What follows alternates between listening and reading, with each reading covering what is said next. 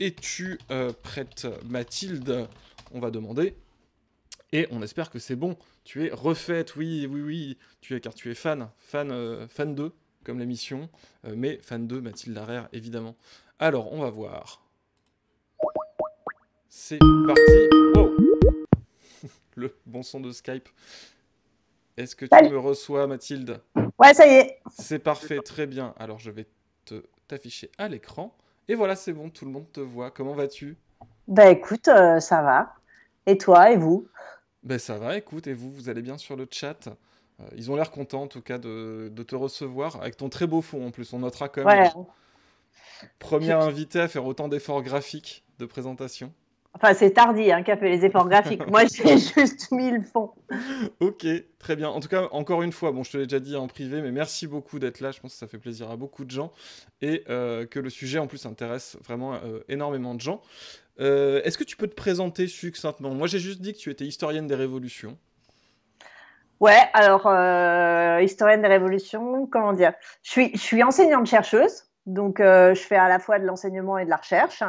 Et je travaille notamment sur les périodes révolutionnaires. Alors, pas sur toutes, je travaille sur les révolutions du 19e siècle, mais comme ça m'intéresse, ça m'est arrivé soit d'organiser des journées d'études, soit j'ai fait un bouquin collectif sur toutes les révolutions de la fin du 18e siècle à nos jours.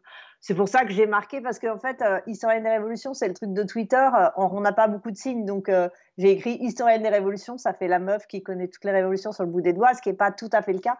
Je suis historienne des révolutions du début du 19e siècle, pour être très précis. Après, comme ça m'intéresse et que j'ai écrit dessus, je connais les autres aussi, et ça m'a permis de réfléchir au phénomène révolutionnaire. Alors c'est la question un petit peu tirée ardisson, question personnelle, mais pourquoi personnellement toi tu t'intéresses à ces périodes-là et pourquoi tu t'intéresses aux révolutions de manière générale? C'est toujours difficile de savoir pourquoi on s'est intéressé à une période. J'aimais bien le 19e, de toute façon, c'est un truc qui me faisait marrer. Je pense que c'est lié à la littérature, c'est lié. Je, ça vient de longtemps, ça m'intéressait depuis longtemps. Et puis en fait, moi, au début, j'ai pas vraiment travaillé sur les révolutions, puisque j'ai fait ma thèse sur une force de l'ordre. Donc à la base, on peut se dire que c'est pas très révolutionnaire. Sur laquelle je travaillais, c'était la garde nationale, et c'est la seule force de l'ordre révolutionnaire. Donc, c'est une force de l'ordre qui a été créée par la Révolution française, qui va, en fait, si on regarde les dates de vie et de mort de la garde nationale, elle naît le 14 juillet 1789, donc la prise de la Bastille, et elle meurt quelque part le 28 mai 1871, à la mort de la Commune.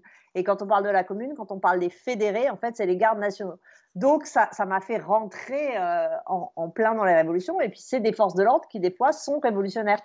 Ça arrive que la garde nationale se retrouve de l'autre côté de la barricade, si on peut dire, enfin, du côté révolutionnaire. Et à partir de là, en fait, quand on commence à bosser sur ces sujets et qu'on regarde des sources qui parlent de la révolution, quand en plus, de fait, on est plutôt à gauche et qu'on aimerait bien que les choses changent, ça a tendance à se percuter et à donner envie de travailler là-dessus. Parce que c'est marrant, j'allais dire, du coup tu as commencé à bosser par l'autre côté de la barricade, mais en fait pas tout à fait. Non. Pas tout à fait, parce que mes gardes nationaux, ils sont des deux côtés de la barricade. Donc c'est ça qui me faisait marrer, c'est que c'est une force, c'est une force de l'ordre qui est toujours créée par la Révolution. Elle renaît au moment de la Révolution de 1830, parce qu'avant elle était dissoute, et à plusieurs reprises elle se retrouve du côté des révolutionnaires. Alors elle peut aussi être du côté de la répression, ça dépend. Mais justement, c'était cette espèce d'ambiguïté qui m'intéressait. J'ai pas bossé sur la police ou l'armée ou voilà. Oui, c'est pas la même chose que maintien de l'ordre au sens de la police. Enfin, bon, il y a tous les débats évidemment en ce moment là-dessus, mais c'est pas entendu à ce sens-là, j'imagine. Non, non, non. En fait, la garde nationale, c'est vraiment, c'est au moment de la Révolution française, c'est-à-dire qu'au tout début de la Révolution française, justement pour contester au roi le fait qu'il ait le monopole de la violence légale, eh bien, les révolutionnaires parisiens, donc les élites parisiennes à ce moment-là, créent une force de l'ordre, pour que ce soit une force de l'ordre qui soit citoyenne. Et l'objectif de la garde nationale, c'était pas de défendre ou le roi, ou même l'État, mais c'était de garantir les droits de l'homme, qui normalement sont garantis par la Constitution, donc de défendre la Constitution. Donc c'est une force de l'ordre qui n'est pas de même nature que la police ou l'armée. Et d'ailleurs, c'est une force de l'ordre qui n'était pas soldée, qui n'était pas professionnelle, qui n'était pas encasernée. Enfin, c'est assez différent. Et c'est parce qu'elle avait complètement basculé du côté des communards que Adolphe Thiers l'a supprimée après la Commune. Faut dire là, elle avait vraiment été du côté révolutionnaire de la barricade. Et alors, il y a une question sur le chat qui est un peu générale, mais c'est vrai que c'est peut-être bien de commencer par ça, parce que là, j'ai mis les révolutions du 19e siècle, c'est même toi qui m'avais dit de... On va pas juste parler de la Commune, c'est un peu un siècle où il y a un paquet de trucs qui se passent. Alors, c'est quoi est-ce qu'il y a une définition de révolution? J'imagine par rapport à un soulèvement ou une manif, évidemment, ce genre de choses. Alors en fait, ce qu'il y a, c'est que la définition de révolution, du terme révolution, elle a été faite à partir de l'événement qui est la Révolution française. C'est-à-dire qu'avant, le mot existe, hein, mais il ne désigne pas ce que maintenant on appellerait une révolution. En fait, la première fois, bon, au début, le mot révolution, c'est un terme astronomique que vous devez connaître. C'est quand un astre fait le tour du Soleil. Voilà, on effectue sa révolution. Donc, c'est le retour finalement à un même point. Donc, c'est pas du tout une rupture. C'est pas du tout le sens que ça va prendre après. En fait, le moment où ça rentre en politique, alors il peut y avoir des usages littéraires, par exemple la révolution des sentiments, c'est quand le cœur est complètement bouleversé, voilà. Bon. Mais il n'y avait pas encore d'usage politique. Et l'usage politique, c'est avec ce qu'on appelle la Glorious Revolution, qui est une révolution anglaise au XVIIe siècle, qui, de fait, quand on analyse maintenant, on peut considérer que c'est une révolution au sens où on l'entend, parce que ça va créer une monarchie complètement nouvelle, donc il y a un changement d'ordre. Mais à l'époque, si on a appelé cet événement la Révolution, c'était justement pour en minorer l'aspect de changement et pour dire qu'en fait, alors pour expliquer rapidement, c'est un comment le faire le plus rapidement possible. En gros, il y a en Angleterre des rois qui sont les Stuarts qui posent deux problèmes à l'aristocratie. Le premier, c'est qu'ils sont catholiques alors que l'aristocratie est anglicane, et le second, c'est qu'ils aimeraient avoir autant de pouvoir que Louis XIV, ce dont n'a pas très envie la noblesse anglaise, comme n'en avait pas d'ailleurs très envie la noblesse française. Et il va y avoir à plusieurs reprises des conflits entre la noblesse et le roi, comme en France, soit dit en passant. Et la deuxième fois, pour régler le problème et pour éviter que le roi ne devienne un roi absolu sur le modèle français, en fait, la noblesse anglaise va choisir une voie qui était complètement inédite dans le paysage politique, qui est la monarchie constitutionnelle. Enfin, constitutionnelle n'est pas exactement le bon terme, mais en gros, avec une limitation des pouvoirs du roi, mais avec quand même un roi.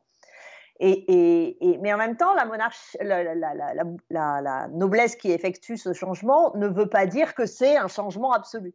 Donc, elle va utiliser le mot de révolution pour dire qu'en fait, ça redonne ses vrais pouvoirs anciens. Donc, l'astre, c'est la noblesse qui reviendrait enfin dans son truc. Mais donc, le mot rentre en politique et de facto, c'est un changement majeur parce que quand on regarde 17e, 18e siècle, des rois dont les pouvoirs sont limités comme le sont les pouvoirs du roi anglais, en fait, c'est un énorme changement. Ce qui explique que les Lumières, Voltaire, Diderot, etc., ils sont fascinés par l'Angleterre. C'est un modèle très positif. Et donc, quand arrive la Révolution française, eh bien, on va reprendre ce mot de révolution, mais dans le sens de rupture. Donc maintenant, pour répondre à la question, qu'est-ce qu'on appelle révolution au XIXe siècle? Donc on l'appelle à partir de ce qu'a été la Révolution française, c'est-à-dire un moment de rupture totale, de rupture, de renversement de l'ordre politique, de renversement de l'ordre juridique, pour partie du renversement de l'ordre social, un peu aussi dans la Révolution française, le renversement de l'ordre des sexes, parce que de fait, il y a eu un renversement de l'ordre des sexes incomplet mais réel dans la Révolution française. Donc c'est un ordre qui s'effondre, un autre qui naît, qui n'est pas forcément parfait, hein, mais c'est un autre ordre. On renverse les légitimités qui justement étaient là pour appuyer l'ancien ordre, pour en succéder les nouvelles, etc. Donc ça, c'est cette idée de table rase. La Révolution, elle fait table rase, première chose. Le deuxième élément, c'est qu'il faut que le peuple intervienne. C'est là qu'il y a une différence avec la réforme. Une réforme, elle peut complètement modifier les choses. Les Lumières, par exemple, elles réclamaient ce changement tout aussi important de légitimité, d'ordre social, d'ordre politique, mais effectué par le roi. Les Lumières sont monarchistes et elles veulent que le roi soit réformiste. Mais la révolution, c'est pas le roi qui effectue la réforme. Il y a une intrusion des masses, donc il y a une participation du peuple qui se fait souverain. Donc à partir de là, ce qui va définir une révolution, c'est justement cette présence du peuple. Et en gros, quand on regarde une révolution, le moment, parce que dans la révolution, il y a à la fois le moment révolutionnaire, puis après, il y a ce que ça donne, mais le moment révolutionnaire, le peuple intervient, et il intervient forcément de façon illégale, puisque l'ordre qui est renversé, il est légal au moment où on le renverse. Donc, le désir de renverser l'ordre, il est nécessairement illégal. Et ce qui fait la révolution, c'est que comme cet ordre illégal va être renversé, le renversement de cet ordre va créer une nouvelle légalité. Et en fait, on va dire que la révolution, elle est certes illégale au début, mais elle est légitime. Et c'est cette idée de légitimité qui différencie la révolution. Par exemple, la révolte ou l'émeute, elle reste dans le cadre de l'illégal. Elle peut, alors les révoltés peuvent dire qu'ils sont légitimes, d'ailleurs souvent ils le sont, c'est une autre affaire, mais elle n'arrive pas à renverser l'ordre légal et à devenir vraiment légitime. Donc ça, c'est la définition. D'accord. J'imagine que ça s'oppose aussi dans ce sens-là à un coup d'État, par exemple. Alors ça s'oppose à un coup d'État parce que le coup d'État, il n'y a aucune intervention du peuple. Le coup d'État, c'est parce qu'on peut même envisager des coups d'État, évidemment dans notre histoire, surtout l'histoire de France, les coups d'État sont plutôt faits pour instaurer des ordres, des contre-révolutions, des retours à l'ordre ancien, des retours aux dominations. Donc on a tendance à les accrocher. Mais on peut envisager un coup d'État qui soit progressiste. Quelque part, une partie, alors pas tout, mais une partie d'Octobre 17. Oui, c'est ce que j'allais dire, il y a ce débat-là, ouais. Ouais, il y a ce débat-là. Mais Octobre 17, hein, ce n'est pas simplement un coup d'État parce que derrière, il y a une mobilisation massive des paysans, des ouvriers. Donc, il y a une révolution. En fait, ce qui fait qu'Octobre 17 est une révolution, certes, le renversement s'est fait par un coup d'État. La prise du Palais d'Hiver tient du coup d'État. Mais ce n'est pas possible de comprendre Octobre 17 sans prendre la mesure du mouvement révolutionnaire qui n'a fait que croître depuis février et avec tous les soviets de paysans, d'ouvriers, etc. Et là, c'est révolutionnaire. Donc, il y a du peuple, en fait, en 17. C'est pour ça que quand on dit que c'est un coup d'État, c'est pas tout à fait juste. Mais c'est une façon de le critiquer parce que le coup d'État est connoté très négativement. Oui, puis ça a un côté militaire. Enfin, ça donne l'impression que c'est une hiérarchie qui utilise une armée Oui. et qui va prendre. Oui. On demande aussi la République de Cromwell. Dans quelle catégorie ça rentre? Tant qu'on est sur l'Angleterre, avant de passer. Alors, c'est ce qu'on appelle, ce que rétrospectivement les historiens ont appelé la première révolution anglaise, hein, puisque celle dont je vous parlais, la Glorious Revolution, on appelle la deuxième révolution anglaise. Alors, la première révolution anglaise, elle est complexe parce que c'est d'abord un conflit entre la noblesse et le roi, entre donc le Parlement qui est composé de la noblesse et le premier des Stuarts, qui va d'abord se jouer dans le cadre du Parlement, puis se jouer sur les terrains de bataille. En fait, les nobles se créent une armée, ça tombe bien parce que les nobles ont toujours eu accès, de toute façon, ils peuvent créer des armées, lever des armées, et ils ont des hommes armés, donc c'est facile pour eux. Donc, ils se créent une armée, ils affrontent les armées du roi sur les champs de bataille, ils gagnent, ils chopent le roi, ils lui coupent la tête. En fait, le premier roi guillotiné, enfin pas guillotiné, mais dont on coupe la tête, parce que là, ça a été à la hache, je crois, c'est le roi anglais. Et Cromwell prend la place. Or, Cromwell, qui c'est un noble, mais ce n'est pas la grande noblesse du Parlement, c'est la petite noblesse. Hein. On différencie les deux en Angleterre, la gentry qui est la petite noblesse et la grande noblesse. Et en fait, c'est le résultat d'une opposition à l'intérieur de la noblesse, entre la haute noblesse anglicane et la gentry qui, elle, est plutôt puritaine. Et pourquoi Cromwell arrive à prendre le pouvoir? Parce que c'était justement un de ceux qui étaient à la tête de cette armée du Parlement. Donc il a l'armée pour lui, il prend le pouvoir et il va instaurer donc ce qu'il appelle la République, le Commonwealth, mais qui de facto en fait est un pouvoir de nature monarchique parce que Cromwell il a les pouvoirs d'un roi en fait, hein, il concentre, etc. Mais il va s'affronter, bon évidemment le roi s'est fait dégommer, mais il va aussi s'affronter à la noblesse, la haute noblesse, qui va d'ailleurs lui en tenir rigueur. Hein, la mort de Cromwell, non, sa mort, ça se passe bien, mais quand ils reprennent le pouvoir, parce qu'il a été enterré à Westminster au début, mais ils le déterrent, hein, il lui recoupe la tête et il plante sa tête devant Westminster jusqu'à ce qu'elle se décompose. Enfin, c'est juste dégueulasse, quoi. Ouais, ils étaient Enfin, bon, pas contents, quoi. non, c'est pas content du tout. Et ce qui fait que là, vous pouvez avoir l'impression que c'est juste des conflits à l'intérieur de la noblesse et contre le roi. Mais quand on creuse un peu, il y a des éléments révolutionnaires dans cette révolution anglaise, parce qu'en fait, dans la fameuse armée de Cromwell, la New Model Army, il y a donc des petits nobles et même il y a des gens, on descend un peu plus bas dans les classes sociales. Et dans le cadre de cette armée, en fait, commençaient à se penser et même à s'organiser des formes d'associations. Il y a des idées qui circulaient, qui réclamaient les partages des terres. On commence à avoir des idées de suffrage universel. Évidemment, ce n'est pas appelé comme ça. Et tous ceux qui diffusent ces idées, on les appelle les levelers ou les niveleurs. Hein. Évidemment, c'est un terme péjoratif, hein, mais finalement, c'est ce que vont après proposer les sans-culottes, c'est-à-dire d'essayer d'aplanir les inégalités, hein, de les mettre à niveau.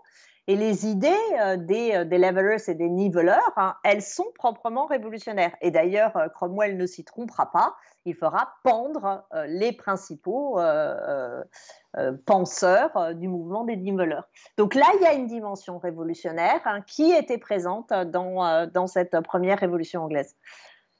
Donc, si je comprends bien, dans cette définition-là, si, admettons que Cromwell, enfin la noblesse, avait juste pris ses armées à elle et avait renversé le roi, même si c'était pour faire une république, on considérera pas ça comme un mouvement Non. révolutionnaire. Là, c'est uniquement parce que au sein de ce mouvement-là, il y avait aussi des éléments. Voilà. Et Ok. d'ailleurs, c'est intéressant parce que les textes des niveleurs, hein, ils vont ensuite circuler et ils seront beaucoup lus par les révolutionnaires à l'époque britannique, puis qui vont devenir états-uniens, lors de la Révolution.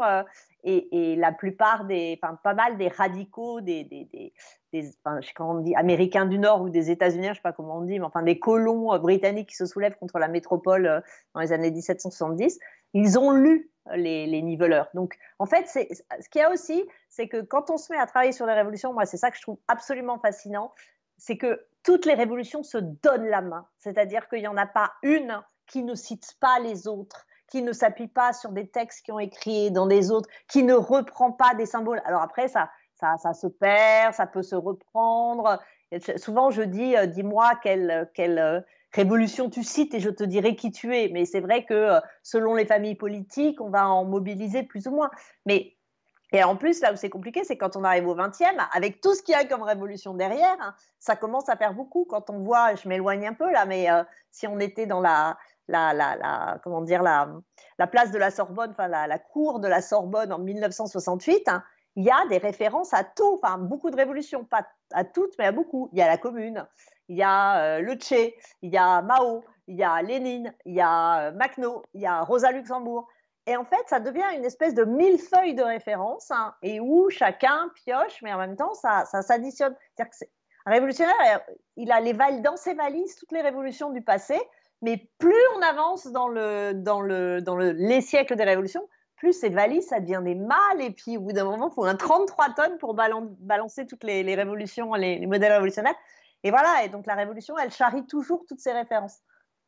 Alors, j'allais pas partir de là-dessus, mais les niveleurs, ça m'y fait penser. Ce que tu dis là, j'ai l'impression qu'il y a la notion de révolution, il y a souvent ce qui se passe, c'est qu'il y a cette effervescence, il y a un basculement et une mobilisation qui se met en place, mais souvent à la base sur un certain nombre de principes assez restreints. Et comme avec les niveleurs, où en fait, c'est tant qu'à faire d'avoir décapité le roi, bah, tant qu'à faire peut-être demander le droit de vote, peut-être demander. Et qu'en fait, il y a en fait, du fait de l'effervescence, tout s'accélère très très vite, très au-delà des implications de base en fait. En fait, il y a deux choses. Déjà, au début, la révolution, elle est simplement ce que l'on peut dire libération ou dégagisme d'une certaine façon. Au début, la révolution, elle est là pour renverser. Résultat, elle va agréger à sa cause des gens qui ne sont pas forcément d'accord à la base. On peut avoir dans une révolution Alors, au 19e siècle, des libéraux et des démocrates. Or, à l'époque, libéraux et démocrates, c'est pas la même chose, hein. Les libéraux sont pas favorables, par exemple, au suffrage universel. Ils sont pour un suffrage censitaire, c'est-à-dire qui repose sur l'impôt, alors que les démocrates sont pour un suffrage universel. Alors, ils ne posent pas la question des femmes à l'époque, ça c'est un autre truc, mais bon, on peut avoir dans des révolutions des laïcs et des cléricaux. On peut avoir dans des révolutions des anarchistes et des marxistes. On peut avoir dans une révolution des libéraux et des socialistes. Enfin, le moment du renversement, qui est vraiment le début, tout le monde y va pour renverser le truc. Donc au début, la révolution, c'est une fusion de plein d'idées différentes. Mais elles sont là, elles s'appuient sur des choses qu'elles ont pu penser avant, etc. Mais ce qu'il y a, c'est que là, une fois que cette phase de renversement est passée, il faut mettre autre chose en place. Donc il faut faire un choix. Donc c'est souvent dans ces groupes qui se sont unis, après qu'ils vont se diviser parce qu'il y en a un qui va l'emporter et les autres vont se sentir, vont avoir l'impression qu'on leur a volé leur révolution. Ça, ce qui est assez classique. Donc déjà, c'est aussi pour ça qu'on trouve ces éléments. Et plus proche de ta question, en fait, ce qu'il y a, c'est que la révolution, ce qu'on dit souvent, c'est que c'est des moments qui ouvrent des brèches. C'est-à-dire que comme ça ouvre le champ des possibles, comme quelque chose est renversé et que l'on peut construire autre chose, hein, il y a la possibilité de penser, ce que maintenant on appelle un jour d'après, mais donc de penser autre chose en mobilisant des théories et des textes et des idées qui étaient avant, mais parfois aussi de penser des choses nouvelles dans cette effervescence, parce que la révolution, c'est aussi des gens qui discutent en permanence, tous les jours, pendant la Révolution française, il faut quand même imaginer que les gens, ils vont au café, à la taverne, et ils discutent, et les femmes vont au lavoir et elles discutent, et dans la rue, ils se croisent et ils discutent, et à la réunion de section et ils discutent. Forcément, si on met les gens dans cette espèce d'ébullition, de discussion permanente, de débat, de conscientisation, de politisation, il y a forcément du neuf qui sort. Il y a forcément des idées qui en sortent. Et donc, c'est l'occasion d'exprimer des choses, soit qui étaient qui étaient déjà écrites mais peu connues, soit qui étaient diffuses, soit qui vraiment donnent l'impression d'apparaître au moment de la Révolution. Et d'ailleurs, le propre des sorties de révolution, c'est la fermeture des clubs, la fermeture, finalement, il faut que tout le monde retourne dans un espace où ils ne discutent plus, quoi. Ok, alors du coup, pour en venir à... Maintenant, on a une bonne définition, je pense. Pour revenir au 19e, alors est-ce que déjà le 19e, c'est un siècle particulier de révolution? Est-ce que c'est un siècle particulièrement révolutionnaire? Alors, c'est déjà plus un siècle révolutionnaire que le 18e, entendu que moi, je commence le 19e en 1789. Voilà. Je ne suis pas la seule, hein. Hobsbawm fait pareil. Enfin, en général, c'est-à-dire qu'on se bat avec les 18e entre ceux qui disent que 1789, c'est à eux, et nous, on dit, de toute façon, un siècle, ça commence pas le 1er janvier de l'année 1 du truc. Donc, on peut considérer que le 19e commence en 1789. Mais forcément, il y en a plus qu'avant. Donc, c'est un siècle révolutionnaire. Le 20e, c'est aussi un très grand siècle révolutionnaire. Donc là, il y a moins de différences. Par contre, il y a des différences entre les deux siècles. Le 19e siècle, c'est un siècle où les révolutions vont rester très européennes. Soit parce qu'elles ont essentiellement lieu en Europe, soit parce que quand elles ont lieu sur un autre continent, et là c'est essentiellement en Amérique à cette époque, elles sont le fait de sociétés dites créoles, c'est-à-dire de sociétés qui sont d'origine européenne et qui s'appuient sur des idées européennes.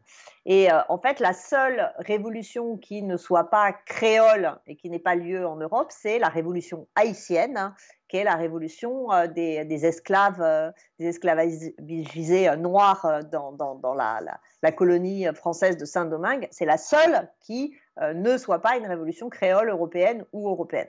Donc ça, c'est la première chose. Alors que si tu regardes le 20e, t'en as partout. Je veux dire, ça pète à Cuba, ça pète à Pékin. Enfin, il y a beaucoup. Enfin, là, ça devient un phénomène mondial. La première chose. Deuxième chose, la révolution au 19e, elle est très urbaine. Même si il y a, surtout pour la Révolution française, ça c'est un peu un cas à part. Les campagnes ont joué un rôle très important dans la Révolution française. Mais après, c'est surtout des phénomènes urbains, et même d'ailleurs, les campagnes, elles ont tendance à freiner la Révolution. C'est d'ailleurs pour ça que le vote freine la Révolution, parce que c'est le vote des campagnes qui sont majoritaires. Alors qu'au XIXe siècle, les paysans deviennent, beaucoup plus qu'ils ne pouvaient l'être, une force révolutionnaire. Et ils sont pensés d'ailleurs, par exemple par le maoïsme, c'est clair, mais aussi dans le guévarisme, comme une force révolutionnaire. Donc il y a aussi ce changement. L'autre chose, c'est que c'est un siècle très cohérent pour les révolutions. Le 19e siècle, c'est assez facile pour ça de le comprendre. En gros, il y a deux modèles de révolution qui ont lieu selon les moments et qui s'affrontent, le modèle libéral et le modèle démocratique et social. Je pourrais expliquer après si tu veux. Et Avec puis, plaisir. ouais, parce que c'est assez intéressant. Et puis, il y a Marx qui pense un troisième modèle, mais qui en fait n'est pas vraiment appliqué, qui est la révolution prolétarienne, internationaliste et socialiste, et pas seulement sociale. Alors que le 20e, c'est là, ça devient beaucoup plus compliqué. Alors, il y a une cohérence autour des différentes révolutions communistes et des avatars de ces révolutions communistes, qu'elles soient castristes, maoïstes, etc. Mais après, par exemple, la révolution iranienne, hein, c'est difficile de la mettre là-dedans. Ça correspond plus à grand-chose. La révolution des œillets, bah, c'est pas tout à fait, même s'il y a un moment, il y a des éléments d'autogestion et aussi communistes, c'est pas tout à fait la même chose. Et les révolutions tunisiennes, algériennes non, égyptiennes, là aussi, donc il y a moins de cohérence au XXe siècle, c'est plus difficile. Et autant au 19e, tu as une révolution mère, voilà, tu as la révolution française, boum, enfin, je veux dire, voilà. Au 20e, on peut dire que la révolution de 17 joue un peu ce rôle, mais c'est plus compliqué parce qu'après, tu as aussi des révolutions qui se détachent de cette révolution de 17. Donc, il est plus complexe. Alors, peut-être aussi, c'est parce que moi, je connais bien le 19e, donc il me paraît plus clair et que mais tu vois, quand on a fait le bouquin, j'ai fait un bouquin avec 5 collègues sur justement toutes les révolutions. Moi, j'ai pris en charge toute seule 18e, 19e, c'était cohérent, hein, mais on a dû faire appel à 4 auteurs différents pour le 20e, parce que celui qui était spécialiste des révolutions Moyen-Orient et monde arabe ne voyait pas comment il pouvait comprendre les révolutions d'Amérique du Sud. La spécialiste des révolutions d'Amérique du Sud ne voyait pas du tout comment elle pouvait comprendre la situation chinoise. Enfin, là, c'est beaucoup plus éparpillé. Alors que quelqu'un qui bosse même sur les révolutions françaises, on n'a pas de difficulté à comprendre ce qui se passe dans les révolutions en Autriche, dans les pays germaniques, dans les pays italiens, etc. C'est plus éclaté. Il y a quelques questions. Je me permets de faire remonter quelques questions. Il y en a déjà tout à l'heure. Petit point, tu as parlé de révolution créole. Qu'est-ce que tu entendais par ça? Alors, créole, c'est en fait dans les colonies les populations qui viennent d'Europe. Alors, ils peuvent être Ok. nés dans les colonies, mais ils viennent d'Europe, en gros blanche, hein, de façon très générale. Mais quand on regarde la Révolution américaine, elle est faite par des colons britanniques. Elle n'est pas faite ni par des Amérindiens, ni par les esclaves amenés par la traite. Alors que la Révolution haïtienne, elle est faite par les esclaves. Ok, ok. Et il y a une autre question peut-être un petit peu plus complexe, parce que dans le XXe siècle, il y a aussi les régimes fascistes. Est-ce que l'avènement des régimes fascistes, Mussolini, Hitler, etc., compte comme révolution? Alors ça, c'est un débat qui traverse le champ historiographique et qui voit s'affronter les historiens, qu'on a eu d'ailleurs quand on a fait le bouquin. On a passé, c'était sympa de faire ce bouquin parce qu'on le préparait au café autour de bière, donc on a passé des heures de discussion et on s'est de fait beaucoup engueulé pour savoir si on mettait un chapitre sur le fascisme et le nazisme, si on les traitait comme révolution ou pas, sachant qu'on avait bien conscience que si moi j'étais contre par exemple, hein, mais j'ai bien conscience que le fait que je sois contre, c'est parce que un des biais, c'est que pour moi la révolution est quelque chose de positif. Donc je ne peux pas envisager. Mais c'est pas une réponse scientifique, ça, tu vois. C'est une réponse. Ça, je peux pas seulement accepter cette réponse en disant bah non, la révolution pour moi c'est forcément bien, c'est forcément de gauche et donc un truc ça va justement autour d'un café et d'une bière, mais c'était pas possible pour justifier. Mais en discutant et en discutant d'ailleurs avec des spécialistes du fascisme et du nazisme, on a fait le choix de dire que c'est des mouvements qui ont pu être révolutionnaires. Il y a des dimensions qui peuvent être révolutionnaires, mais ce n'est pas des révolutions. Notamment par le fait qu'au bout du compte, il n'y a pas de renversement de l'ordre économique. Je veux dire, le capitalisme, il n'a pas eu trop de problèmes hein, dans le régime fasciste et dans le régime nazi, qu'il n'y a pas de renversement de l'ordre social. Voilà, donc en fait, et puis par ailleurs, en gros, toutes les révolutions reconnaissent 89, même en 17, 1917, 89, c'est une référence, même si on dit que c'est une révolution bourgeoise, etc., ça reste quelque chose d'important. Alors que le nazisme et le fascisme, c'est profondément contre la Révolution française. C'est des anti-lumières, c'est anti-révolutionnaire. Mais il y a cette idée, voilà, on retrouve comme dans la Révolution la volonté de créer un homme neuf, alors avec les dimensions raciales qui sont celles du fascisme et du nazisme, mais en fait, ça ne suffit pas à faire la Révolution. Et d'autre part, dans la définition que je donnais tout au début, dans la Révolution, il faut qu'il y ait le peuple qui soit acteur. Alors, on dira, ouais, mais dans le nazisme, il y a les masses. Ouais, mais elles sont instrumentalisées, les masses. Dans la Révolution, les masses ne sont pas instrumentalisées. Les masses sont souveraines, elles agissent, elles bougent. Quand on fait défiler des gens ou qu'on les met dans un stade pour lever le bras pour applaudir un Dutsch ou un Führer, c'est pas de la mobilisation, c'est pas les masses qui se mobilisent elles-mêmes, c'est de l'embrigadement des masses. Et donc là, il ne suffit pas qu'il y ait des masses pour qu'il y ait un élément révolutionnaire. Il faut que ces masses soient actrices. Les masses ne sont pas actrices dans le fascisme, elles sont spectatrices et manipulées par le fascisme. Donc c'est pas. Maintenant, ce n'est pas seulement parce que j'aime pas, c'est aussi parce que ce n'est pas révolutionnaire. Voilà, point. Ok, oui, d'accord. Dans le sens où c'est plus des parades organisées par en haut, on va dire, que par en bas, schématiquement. C'est ça. Okay. Voilà. Or, dans la Révolution, à un moment, ça vient du bas. C'est les peuples qui font l'histoire. C'est pas les peuples qui ont fait le fascisme. Ok. Du coup, pour revenir sur le 19e, donc il y avait cette question-là. Il y a une autre question, je t'en ai parlé un petit peu avant, parce que moi je m'intéresse beaucoup à la culture populaire, et et la commune, et peut-être encore plus les autres révolutions du 19e. En fait, double question. Pourquoi on s'est aussi peu représenté dans la culture populaire? Alors évidemment, oui, il y a Tardy, évidemment, oui, enfin, t'as les Misérables et tout, enfin, il y a quand même des trucs. C'est pas une révolution d'ailleurs, les Misérables, c'est une révolte. Voilà, on pourra en parler. Bah voilà, tu vois, ouais. Par exemple, je sais pas du tout comment tu catégorises ça. Et aussi, pourquoi, et est-ce que c'est lié, c'est si peu, j'ai l'impression que c'est peu enseigné. Enfin, en tout cas, moi, de ma génération, moi je suis de 86, on a la Révolution française, ça, on l'a bien fait. Ça, on l'a fait un peu dans tous les sens. Par contre, on fait très peu la commune, on fait très peu le 19e, on fait quand même, j'ai l'impression, beaucoup plus vite. Ou alors peut-être parce que c'est très complexe et que c'est difficile de le schématiser. Comment ça se fait, voilà, pourquoi l'enseignement de l'histoire et la culture populaire représentent si peu ce siècle-là et ces révolutions?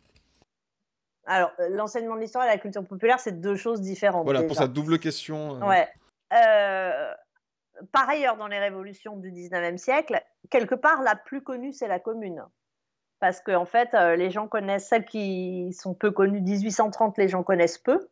Preuve en est d'ailleurs que souvent on croit que la liberté guidant le peuple de la Croix, c'est la Révolution française, alors que c'est 1830. Mais on ne connaît pas trop, quoi. Enfin, moi, j'habite à côté de Bastille. Les gens, ils ne savent pas du tout que la colonne de la Bastille, c'est une colonne à la mémoire des morts de juillet 1830. Sous la colonne de la Bastille, c'est les tombeaux des victimes de la Révolution de 1830 et de la Révolution de février 48. Février 48, c'est la moins connue. Ça, c'est hallucinant. Alors qu'en fait, à mon avis, c'est la plus belle. J'ai un amour inconditionnel pour la Révolution de 1848. Elle est fabuleuse. Elle est absolument pas connue. Les noms je pense que si je cite des noms des révolutionnaires de 48, ils sont absolument pas connus. Les seuls qui sont connus, c'est ceux qui vont toujours être vivants à la commune et qu'on les connaît parce qu'ils sont communards, genre Blanqui. Mais on connaît Blanqui de la commune et pas Blanqui de 48. Mais les autres, on les connaît pas. Par exemple, toutes les femmes de 1848, Louise Michel, elle est connue. Même Nathalie Lemel, les gens connaissent un peu. Elisabeth Dmitrieff, les gens peuvent connaître un tout petit peu. Mais alors, Jeanne de Rouen, Désirée Guay, Eugénie Niboyer, Pauline Roland, personne ne les connaît. Alors que, putain, mais les meufs de 48, mais c'était extraordinaire. Elles étaient juste géniales, quoi. Il y a des trucs en 48, c'est fabuleux, d'invention, d'innovation. Enfin, ça, c'est très, très peu connu. Alors, pourquoi est-ce que c'est pas enseigné? C'est pas enseigné parce que, alors là, c'est plutôt ma pote Laurence de Coq qui vous expliquerait ça mieux que moi, puisque c'est elle qui est spécialiste de l'histoire, justement, de l'enseignement de l'histoire. Mais en fait, l'enseignement de l'histoire tel qu'il a été fait et tel qu'il continue d'ailleurs à être enseigné, et les derniers programmes en la matière sont pour moi une véritable catastrophe, hein, franchement. Hein. On essaie de nous faire croire que le 19e siècle est une espèce de marche un petit peu chaotique parce que les ouvriers font chier quand même, hein, mais une marche vers ce truc merveilleux qu'est la République. Et donc tout ce qui n'est pas allé vers la République, ça sert trop à rien d'en parler. Tout ce qui d'ailleurs a essayé non pas de garder la monarchie, mais de proposer une autre République. Parce que cette belle République où on marcherait tout joyeux vers elle, il y a deux choses joyeuses vers lesquelles on marche, c'est l'industrialisation et la République libérale. Bon. Et donc on nous fait croire, voilà, c'est cette grande voie. Or, 1830, hein, c'est une révolution qui n'accouche pas d'une république, mais qui accouche d'une monarchie. Pourrie, pas intéressant. Enfin, je veux dire, nous, dans cette optique des programmes, il faut que ça aille vers la République. Donc, une révolution qui ne va pas vers la République, on ne s'y intéresse pas. C'est un contretemps, quoi. Ouais, c'est une parenthèse, c'est une espèce de pas de deux avant de vraiment se lancer dans la valse qui va être la belle révolution. Bon. 48, on peut, à la limite, ok, il y a une république, mais elle ne dure pas très longtemps. Et puis en plus, en fait, c'est une république démocratique et sociale. Donc on n'aime pas trop dans ce schéma parce que justement, on a essayé un peu autre chose. C'est bien pour ça que ça a été arrêté. La commune, on ne veut pas en parler parce que la commune, elle a justement essayé à nouveau de remettre cette république démocratique et sociale. Donc on arrive comme une fleur en 1880 quand s'installe la République libérale. Et entre les deux, on raconte pas trop ce qui se passe. Et en fait, quand on fait attention, ce que l'on n'enseigne pas, c'est tous les éléments de cette histoire de France, qui est l'histoire de la République démocratique et sociale. C'est-à-dire 93, hein, qu'on réduit à la guillotine en n'expliquant jamais que ça a été un moment d'ailleurs d'abolition de l'esclavage, un moment de suffrage universel masculin, un moment où on a fixé les prix maximums sur à peu près tous les produits de première nécessité, des sabots aux bougies, en passant par la viande séchée et le savon. Enfin, vraiment, il y a de tout. Non, ça, on ne le dit pas. On n'enseigne pas 48, qui est le moment de la République démocratique et sociale, avec le droit au travail, avec le droit à l'association, avec les associations ouvrières, avec une dynamique de coopération et de coopérative ouvrière hyper forte qui va perdurer, qui va résister à la répression. Et on n'enseigne pas à la commune qui a aussi essayé d'installer la République démocratique et sociale. Et donc, en fait, cette histoire qui est très cohérente, qui est facile à enseigner si on prend le temps d'expliquer un peu ce qui s'y passe, c'est parce que le chat passe, alors ça fait un drôle de truc. Oui, les gens demandaient, il y a un bug d'affichage, c'est pas un bug d'affichage, c'est le chat. C'est le chat. C'est le chat qui passe et avec la commune, ça l'efface. Et ça, c'est ça qu'on n'enseigne pas. Et on l'enseigne toujours très peu, quoi. Ok, et d'ailleurs, tu parles tu fais l'opposition démocratique et sociale, et tout à l'heure, tu voulais faire expliquer l'opposition entre démocrates et libéraux. Ouais, alors si on veut comprendre qui est contre-intuitif maintenant. Ouais, bah non, en fait, non. Enfin, oui, non, enfin, on est d'accord, mais Macron, on est d'accord. Il est libéral et il est tout sauf démocratique et social. En fait, le libéralisme, c'est toujours le même, c'est la même catastrophe et on se bat exactement sur la même chose. Enfin, en tout cas, quand on est démocratique et social. En fait, pour comprendre le 19e, il faut vraiment piger la différence entre les deux. Les libéraux, qui sont les héritiers des Lumières, essentiellement, qu'est-ce qu'ils veulent, les libéraux? Les libéraux, ils voulaient la fin de l'absolutisme, ça c'est sûr. Ils veulent qu'il y ait une séparation ou une distinction des pouvoirs. Hein. Ils préfèrent distinction d'ailleurs que séparation. Enfin là, ça serait vraiment rentrer dans les détails. Donc, ils veulent exécutif, judiciaire, bien séparés. Ils veulent qu'il y ait des libertés fondamentales, mais ces libertés fondamentales sont des libertés qui garantissent la vie politique et qui sont des libertés, on peut dire, enfin, c'est liberté de penser, liberté de croire. Voilà. Ils sont pour l'égalité civile, c'est-à-dire on est égaux devant la loi. On est traité, on n'a pas des tribunaux différents en fonction de son statut social, ce qui était le cas de l'Ancien Régime. Et on est égaux devant l'impôt. Ça, c'est l'égalité civile. Ça, ils sont d'accord. Par contre, ils ne veulent pas ce que l'on appelle les droits sociaux. Ils ne les acceptent pas. Les droits sociaux, c'est le droit au travail, qui a pour conséquence l'allocation chômage. Ils ne veulent pas le droit à l'instruction. Ils n'en ont rien à foutre. Hein. S'il n'y a que les élites qui sont instruites, ça leur va très, très bien. et ils ne veulent pas le droit à la subsistance. Ils ne sont pas favorables, donc ils sont favorables à l'égalité civile, mais ils ne sont pas favorables à l'égalité politique. Ils ne veulent absolument pas que tout le monde ait le droit de vote. Ne doivent avoir le droit de vote que ceux qu'ils considèrent en capacité de voter, c'est-à-dire les riches.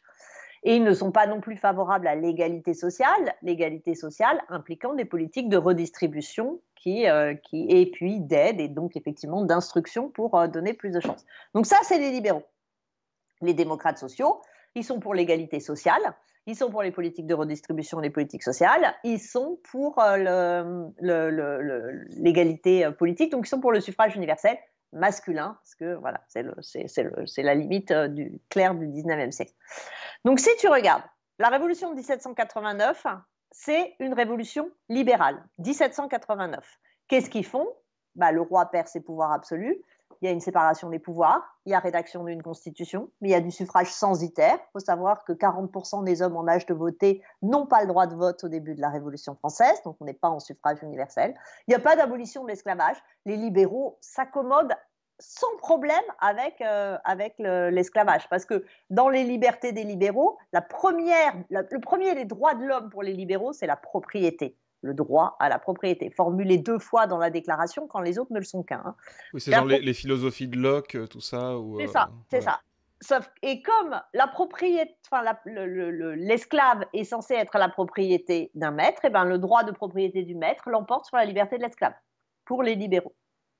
Donc ils font ça, ils suppriment la société d'ordre, ils suppriment les privilèges. Donc il y a des avancées par rapport à l'ancien régime, mais il n'y a pas d'égalité sociale, hein, il n'y a pas vraiment de mesures sociales.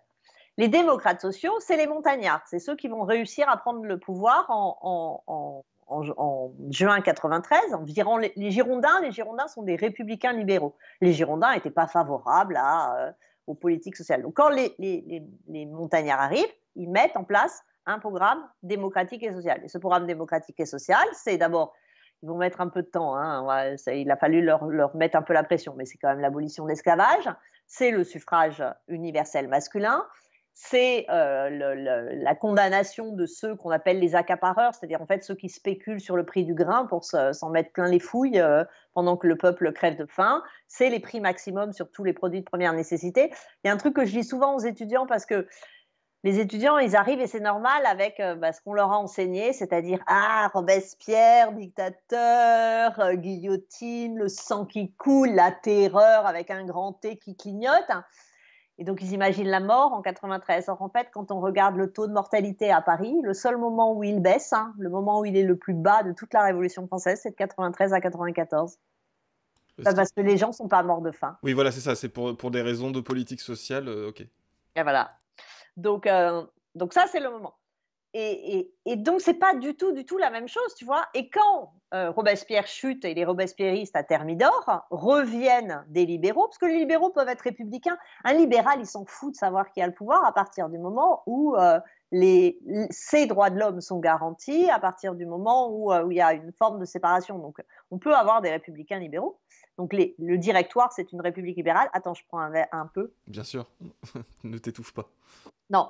Et quand le directoire revient, il supprime le maximum. Résultat, les prix explosent et les gens meurent de faim et crèvent.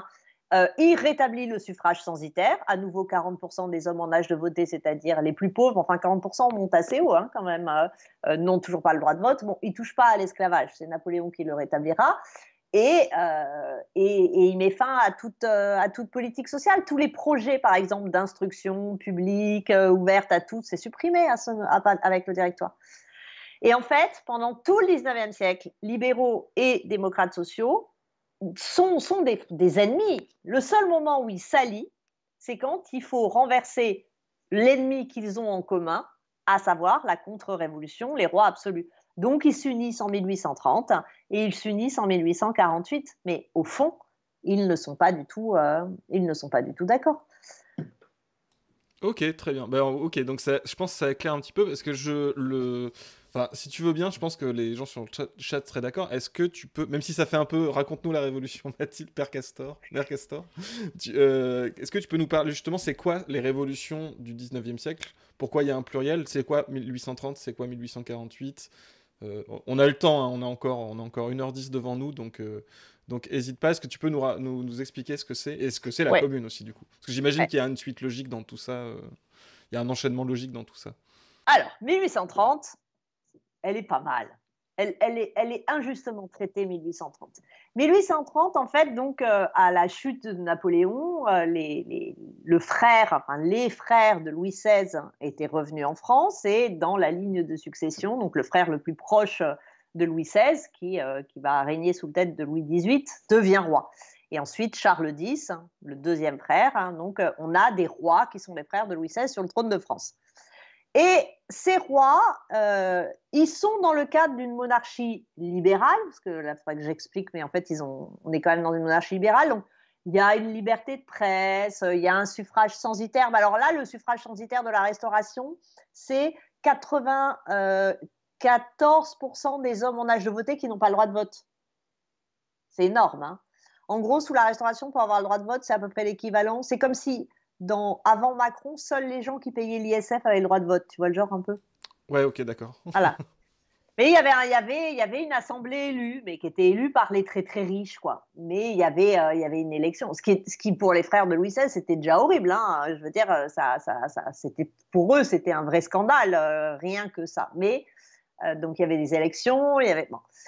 Mais quand Charles X arrive au pouvoir, il a tendance à verrouiller, à être de plus en plus conservateur, à essayer de limiter la liberté de la presse, à revenir, à essayer de reprendre plus de pouvoir.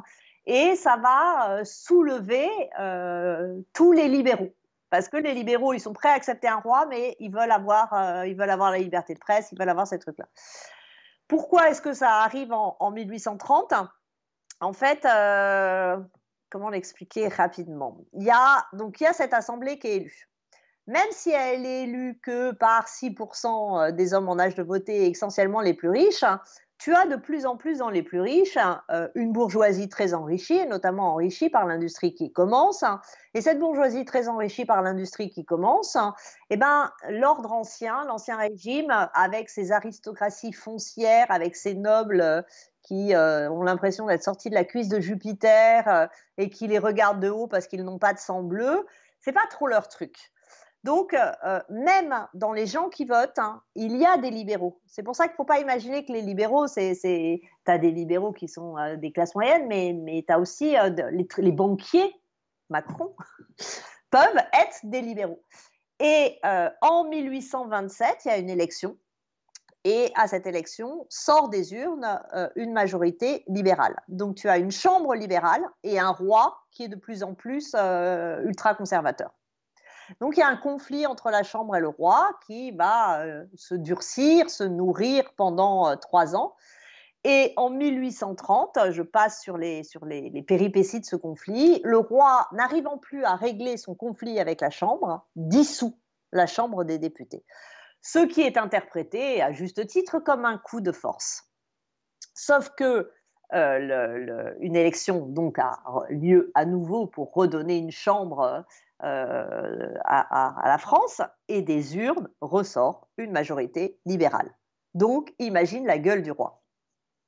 Ouais, déçu et choqué, comme on dit. Et donc, ce que fait le roi, c'est qu'il redissout la chambre. Sauf qu'en fait, il n'avait pas le droit réel de redissoudre la Chambre. Donc, il s'assoit sur la Constitution, qu'on appelle la Charte, pour faire cette deuxième dissolution. Pour être très honnête, il utilise un article qui est à peu près l'équivalent de l'article 16 actuel, qui est un truc de situation exceptionnelle, mais les juristes ne sont pas d'accord sur le fait qu'il n'aurait pas dû l'utiliser dans ce cadre-là, parce qu'il n'était pas dans une situation de péril, il était juste dans une situation d'opposition. Et pour lui, c'était un péril. Et cette deuxième dissolution, il l'a fait en utilisant ce qu'on appelle des ordonnances. Ça aussi, on sait que c'est un usage. Voilà. C'est pour ça que l'avantage des 19e, ils comprennent très bien ce qui se passe actuellement. Je veux dire, le macronisme, c'est de l'orléanisme. Enfin, c'est du libéralisme. Je pige, j'ai l'impression de retrouver toutes les conneries du 19e siècle. C'est assez intéressant. C'est une espèce de mix de bonapartisme mal digéré avec du libéralisme 19e. Ça fait un mélange que je n'aime pas trop. Et donc, Il dissout en recourant à des ordonnances, donc il s'assoit sur la représentation nationale, sur l'Assemblée, etc. Et dans ces ordonnances de dissolution de la deuxième chambre, en plus, il rétablit la censure sur la presse. Et en fait, ça va soulever toute la bourgeoisie libérale. Sauf que l'on est en plus à un moment, parce que pour qu'il y ait une révolution, il faut qu'il y ait aussi un substrat social. Faut qu'il y ait... parce que la bourgeoisie, elle est toute prête à gueuler, mais c'est pas elle qui va aller monter des barricades. Hein. Or, on est à un moment de crise économique, crise classique qui vient de problèmes agricoles, causés d'ailleurs soit par des maladies, ça dépend des moments, ou par des accidents climatiques. Donc, ça a des conséquences sur l'artisanat, donc il y a du chômage. Donc, voilà, la situation est tendue économiquement et socialement, notamment à Paris. Et tout ça fait que ça commence le 26, les ordonnances sont publiées. Les journalistes, qui sont des journalistes libéraux, vraiment, enfin, c'est pas des révolutionnaires dans l'âme. Hein, ils font une tribune pour dire que c'est vraiment dégueulasse de faire la censure. Et puis, ils vont publier cette tribune. Ils ont l'impression d'être très, très... bon, en même temps, il fallait le faire quand même. Donc, ils publient cette tribune. Sauf que comme le roi a rétabli la censure, ou le matin où ils doivent publier la tribune, on est le 27 juillet, eh ben, les forces de l'ordre arrivent devant les imprimeries des journaux qui sont dispersés dans l'espace parisien, rentrent, cassent les presses, et virent dans la rue les ouvriers qui étaient en train d'imprimer ces journaux. Les journalistes ont la scandale. Les ouvriers qui se retrouvent dans la rue disent aux armes. Et les attroupements, qui d'ailleurs sont réprimés, la répression des attroupements fait que les gens appellent de plus en plus à la prise d'armes. Et le 27 juillet au soir, Paris est hérissé de barricades, 2 jours de combat et le roi chute. Donc à la base, c'est une révolution libérale qui a été largement impulsée contre les tentations et les tentatives absolutistes et contre-révolutionnaires de Charles X, et qui réclamait essentiellement, dans ses revendications majeures, le retour à une monarchie libérale qui serve finalement assez bien la bourgeoisie, la bourgeoisie commerçante banquière qui était en train de remplir. Mais évidemment, puisque comme on le disait au début, dans une révolution est une brèche, tout le monde s'exprime. S'ils ont pu renverser le roi, c'est parce que des ouvriers les ont aidés dans la rue, ces ouvriers qui sont au chômage, ces ouvriers qui ont faim, ils n'ont pas faim comme on avait fait en 1789, mais quand même. Et en fait, ils aimeraient bien profiter de la révolution pour avoir quelques avantages pour eux. Sauf que ceux qui prennent le pouvoir en 1830, étant les libéraux, ils ferment tout de suite. Hein. Donc, pas question de donner les droits à l'association pour les ouvriers, pas question de mettre en place une politique sociale qui règle le chômage. Hein. Donc, il y a la sensation pour les ouvriers d'avoir une révolution qui leur a été volée parce qu'ils se sont battus, ils sont morts. Hein. Il y a quand même presque 800 morts dans les 3 journées révolutionnaires. Et ils n'ont rien obtenu et ils se retrouvent avec une nouvelle monarchie libérale qui s'assoit absolument sur les conséquences économiques et sociales de la crise qui est en place, qui n'ouvre absolument pas le suffrage universel. Alors ça passe avant il fallait payer 300 francs d'impôts pour avoir le droit de voter, maintenant c'est 200 francs, ça double le corps électoral, c'est-à-dire que maintenant il n'y a que 90% des hommes en âge de voter qui sont exclus. Ça reste quand même assez limité, tu vois. Le nombre de votants, c'est 10%, entre 8 et 10%. Il y a quoi? Il y a 200 000 votants, c'est quand même pas beaucoup, quoi. Et donc, il y a une très, très grosse déception de la part des classes populaires, urbaines, mais aussi pour partie rurale, et de ceux qui espéraient qu'on allait avoir quelque chose d'un peu plus démocratique et social. Et en fait, entre 1830 et 1848, ce camp démocratique et social, et qui désormais se dit que la solution, elle n'est plus dans la monarchie, elle ne peut être que dans la République, donc ils sont aussi républicains, va tenter à plusieurs reprises de renverser le nouveau roi, Louis-Philippe, par des révolutions. Mais les premières échouent. Donc la première, c'est 1832, la révolte de juin 1832, c'est celle que raconte Hugo dans Les Misérables.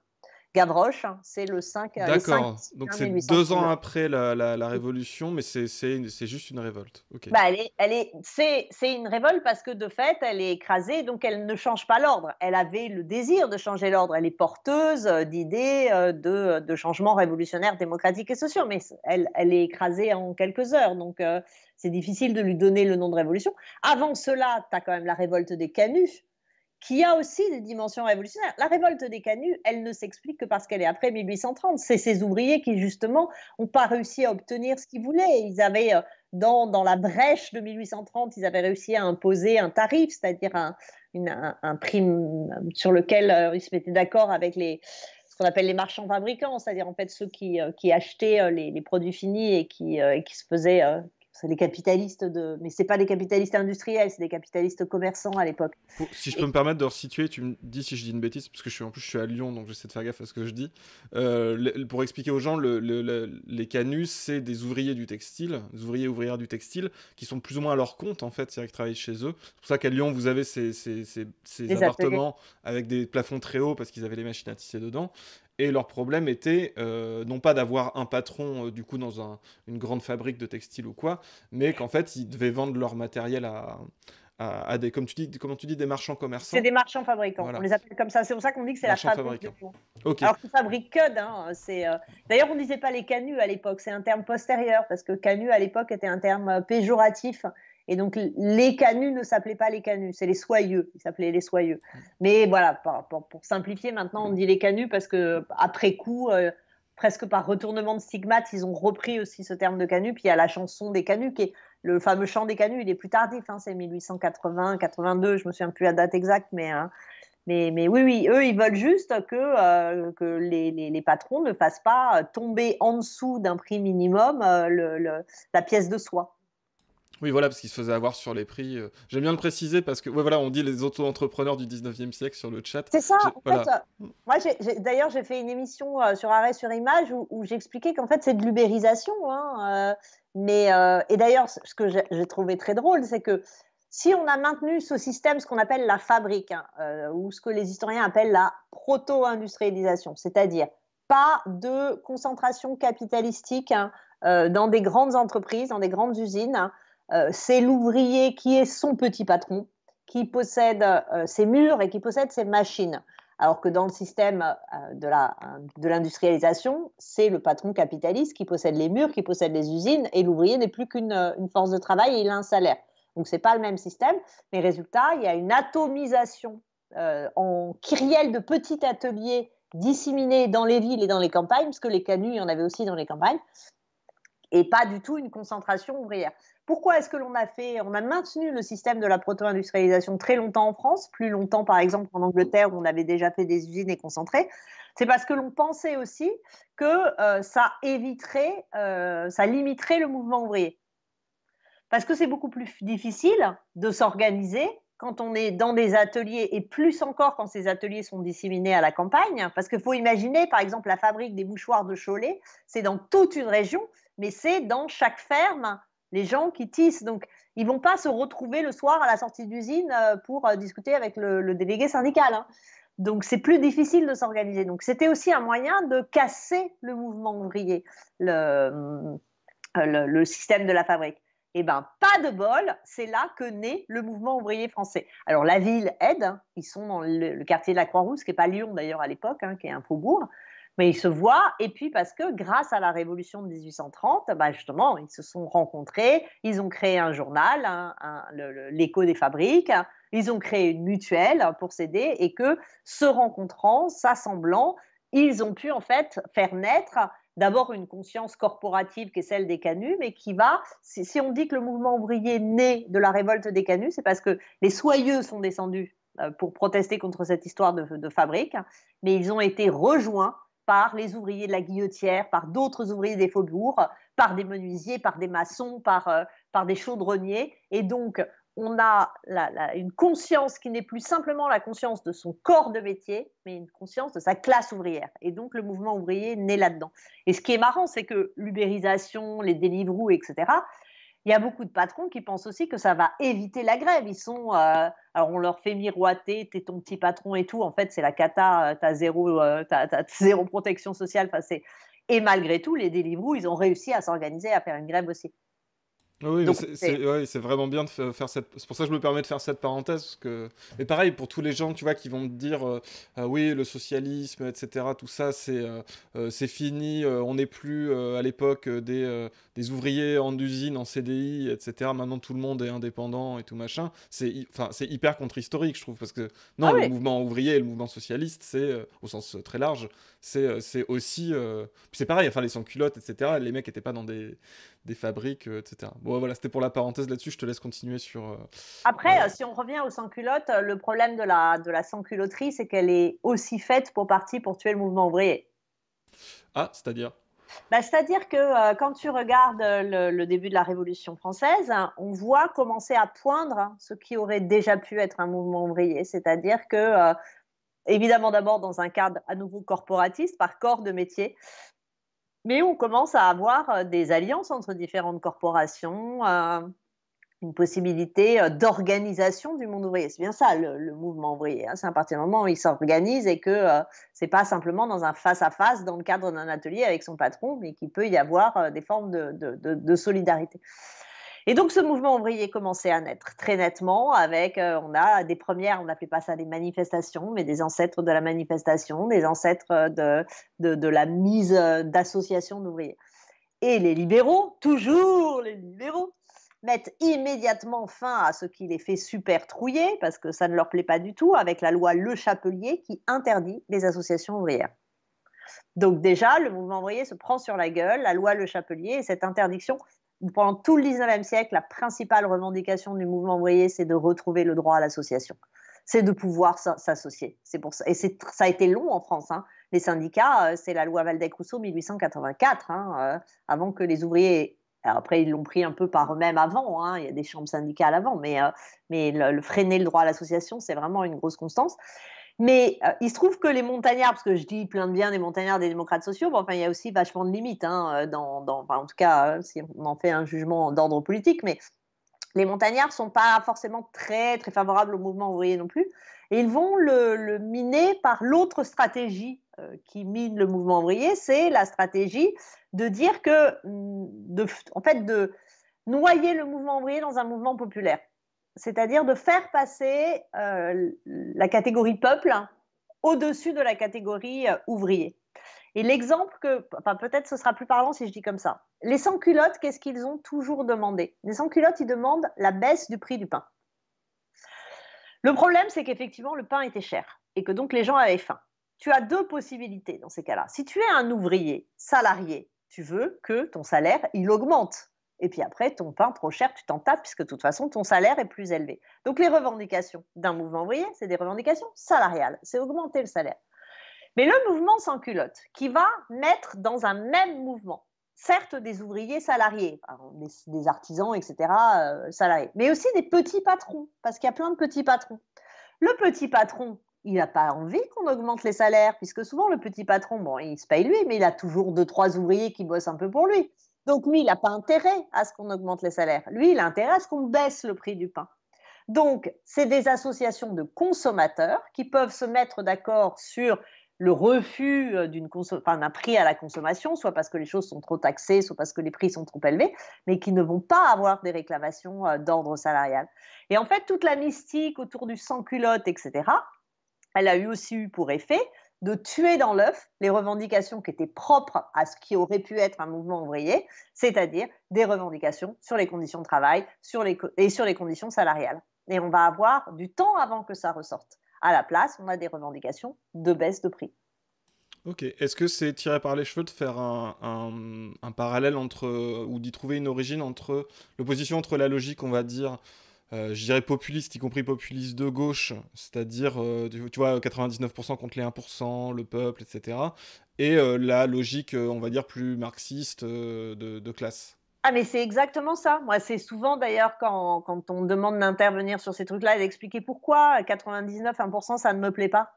C'est que ce type de discours, hein, il a pour effet de nier les dominations qui sont propres au système capitaliste et au monde ouvrier. Et ça a pour conséquence, bah, finalement, ça va écraser le mouvement ouvrier. Parce que de toute façon, le seul intérêt qu'un ouvrier salarié peut avoir avec un petit patron ou un petit commerçant, il est de l'ordre de la consommation. D'ailleurs, quelque part, les Gilets jaunes, c'était un mouvement de consommateurs aussi. Et on pouvait trouver les deux. Mais le problème, c'est que ça fait que on laisse de côté. Et au bout du compte, ceux qui s'en tirent le mieux dans le système, bah, c'est les petits patrons qui ont vu les prix baisser. Mais certes, les salariés, ils ont peut-être vu le prix du pain baisser, mais enfin, leur salaire et leurs conditions de vie de travail et de vie ne se sont pas améliorées. Donc, c'est effectivement contre-productif. Ok, d'accord, donc c'était pas n'importe quoi comme parallèle, mais ça me semblait rappeler ça. Du coup, pour essayer de reboucler, donc on est... Alors, si j'ai bien compris... Mais c'est ce qui explique d'ailleurs que au début, face au mouvement des Gilets jaunes, les syndicats ouvriers ont eu du mal à comprendre et n'ont pas soutenu. Parce que c'était pas un mouvement ouvrier, parce que c'est pas des revendications qui sont les mouvements des revendications du mouvement ouvrier. Oui, au sens historique, et c'était pas du tout les mêmes règles. Effectivement, c'était pas le même programme. Si on peut parler de programme. Oui. Ok. Et donc alors 1830, donc révolution reprise par les libéraux, enfin qui ramène des libéraux au pouvoir, qui font qu'ils obtiennent. Qui ramène les libéraux au pouvoir. D'ailleurs, les ministres, c'est les banquiers à ce moment-là. Le Premier ministre, c'est Laffitte, c'est un banquier. Puis après, c'est Casimir Perier, c'est un banquier. Voilà, il y a plein de banquiers. Et donc, à plusieurs reprises, les démocrates sociaux républicains démocrates sociaux vont essayer de renverser. Donc, en 1832, c'est l'émeute des Misérables. Hein. En 1834, avril 1834, alors celle-là, elle dure encore moins longtemps. Elle est un tout petit peu connue parce qu'il y a eu un massacre, qui est le massacre de la rue Transnonain. En fait, c'est toujours les mêmes quartiers qui sont barricadés. Donc, un quartier est barricadé, les forces de l'ordre arrivent. D'une fenêtre, un coup de feu est tiré, l'officier qui commandait la colonne meurt. Et donc, les soldats rentrent dans l'immeuble qu'ils ont identifié comme étant celui d'où est parti le tir et vont massacrer tous les gens qui sont dans l'immeuble, femmes, enfants et vieillards. Et Daumier, qui est le grand caricaturiste de l'époque, fait un tableau absolument, un dessin emblématique donc on voit un vieil homme, en plus en chemise de nuit, avec le bonnet de nuit de l'époque, et à côté de lui, une femme avec un enfant mort, hein, et c'est le massacre de la rue Transnonain. Donc ça c'est connu que ça. Il réessaye en 39. Alors celle-là, elle est encore moins connue parce qu'il faut dire, elle a dû durer, à mon avis, 2h30. Hein. Ça n'a pas été très, très efficace. Après, elle n'est pas inintéressante en soi, mais ça n'a pas fonctionné. Et donc, voilà, il y a cette tentative. En gros, dans les années 30, les républicains démocrates sociaux tentent l'émeute et n'y arrivent pas. Et ensuite, ils vont avoir une autre stratégie, qui est la stratégie qu'on pourrait dire plus de la bataille culturelle. Hein. C'est-à-dire qu'ils vont d'ailleurs essayer de faire gagner leurs idées, de faire des textes. Ils vont ils vont servir de l'histoire. Hein. Ils vont refaire l'histoire des Girondins, des Montagnards. Ils vont republier les textes de Robespierre, et les discours de Robespierre sont publiés à ce moment-là. Il y a des cours qui sont faits, il y a des journaux. Enfin, ils essaient de gagner des élections, mais de façon, enfin, tu vois, en restant bien dans les clous, quoi. Ce faisant, ils réhabilitent un peu la République, parce que toute la stratégie de la monarchie libérale, c'était d'associer République et la République démocratique et sociale au sang, à la guillotine, à la guerre, bon, pour qu'on n'ait surtout pas envie, ce qui après, ça plus tard sera les chars russes. Hein, genre quand Mitterrand a été élu, on pensait qu'il y aurait les chars russes. Il n'y a qu'à voir actuellement à Marseille, ils ressortent quasiment les chars russes aussi. Enfin, c'est la peur du rouge, c'est très efficace. Oui, je sais plus qui a dit, il y a une élue à Marseille qui a dit en parlant de la liste de gauche. Ouais, voilà. Ouais, non, mais de toute façon, c'est des vieilles ficelles. Hein. Donc, ils jouent sur la peur du rouge, et donc la stratégie des républicains dans les années 1840, c'est de déminer cette peur du rouge et de montrer que la République a un programme à proposer, que c'est pas un programme de guerre, que c'est pas un programme de répression, que c'est un programme d'égalité, de justice sociale, mais qu'il faut pas en avoir peur. Et puis, on arrive en février 48. Alors, qu'est-ce qui se passe en février 48 ? La situation est tendue un peu comme elle l'était en juillet 1830. On est à nouveau dans une situation de crise économique et sociale, ce qui va donner des bras à l'insurrection. C'est important que cette situation soit là parce que ça explique. Il y a des tensions entre le roi et l'Assemblée, parce qu'en fait, il y a de plus en plus de gens qui réclament au roi au moins une ouverture sur le mode de vote. C'est-à-dire qu'il y a un vaste mouvement qui est organisé, ça fait un an à peu près, que des personnalités, soit républicaines, soit monarchistes, mais disent en gros, il faut une réforme électorale. Alors certains veulent carrément un suffrage universel masculin, d'autres au moins qu'on abaisse le sens, quoi, qu'il y ait plus de votants. Et au début, ils sont très légalistes, ils organisent des banquets pour revendiquer cette réforme électorale. Et donc pendant un an, on a ce qu'on appelle la campagne des banquets, où les gens se réunissent. Et là, on voit bien d'ailleurs dans les banquets libéraux, c'est très simple, le prix d'entrée est tellement cher que tu n'as que des riches à l'intérieur du banquet. Et dans les banquets démocratiques et sociaux et plus républicains, bah, le prix est juste en gros le prix d'un sandwich et donc c'est beaucoup plus populaire. Voilà, sandwich merguez CGT. Voilà. Exactement, sauf qu'à l'époque, merguez, non, mais l'équivalent, quoi. Et donc, il y a ces banquets. Le roi, au début, laisse faire, mais la pression monte. Enfin, surtout que le ministre, qui s'appelle Guizot, à l'époque, se refuse absolument à toute réforme électorale. Et en février 1848, ce qu'on appelle donc maintenant les réformistes, ceux qui sont favorables à cette réforme électorale, veulent faire un banquet à Paris. Et là, ça lui plaît pas trop au roi, tu vois, genre un peu comme une manif, l'allemand qui aime pas trop, tu vois, le préfet. Enfin, à Lyon, vous connaissez peut-être pas, mais le préfet l'allemand, nous, à Paris, on voit ce que c'est, quoi. Donc, ils veulent pas qu'il y ait ce banquet, ils sentent que ça va pas le faire quand même. Donc, ils interdisent le banquet du 12e arrondissement. Fureur, hein. De toute façon, dès qu'on interdit un truc, tu prends le risque que ce soit une merde supérieure, hein. Mais donc, ils interdisent le banquet, fureur, gna gna gna. Bon, finalement, ils négocient et ils déplacent le banquet du 12e, qui, c'est pas les mêmes arrondissements que maintenant, hein. Les arrondissements de Paris ont changé en 1860, mais qui était un arrondissement très populaire, au 8e, qui à l'époque était, qui est toujours d'ailleurs, un arrondissement plutôt chicos, même si c'est pas le même. En gros, ça correspond à l'actuel 2e arrondissement, plus ou moins, quoi. Donc, ils changent de lieu en se disant qu'en allant dans un quartier chic, ça va mieux se passer. Sauf que les gens qui avaient organisé dans le 12e, ils disent « Oh ouais, on va faire un truc super, on va faire une manif en allant du 12e au 8e pour aller au banquet. » Donc, ce qui aurait dû être un banquet se transforme en manifestation. Et évidemment, la manifestation ne se passe pas très très bien, il y a des affrontements, il y a des tirs, il y a des victimes. Bon, au début, encore, à la limite, ça passe. Sauf qu'au soir de cette journée, et c'est là que on va retrouver ma garde nationale du début, parce que le roi avait demandé à la garde nationale d'interdire la manifestation, mais la garde nationale, elle est composée par des bourgeois qui sont privés du vote, et eux, ils aimeraient bien voter. Donc les bourgeois gardes nationaux avec leurs fusils, ils vont pas arrêter la manifestation, ils vont poser leurs fusils, ils vont aller manifester. Donc, il a un peu emmerdé le roi. Donc au soir du 22 ou du 23 février, pour essayer de calmer les choses, il renvoie son ministre Guizot et nomme à la place un ministre plus ouvert à la réforme électorale en essayant de rattraper les choses. Peut-être qu'il les aurait rattrapées, puisque dans un premier temps, la réaction est plutôt à la satisfaction et à la joie qu'à la colère. Dans la soirée du 23, le peuple parisien fait ce qu'on appelle une illumination. À l'époque, pour manifester son contentement, on illumine parce qu'il n'y a pas du tout d'éclairage nocturne comme maintenant.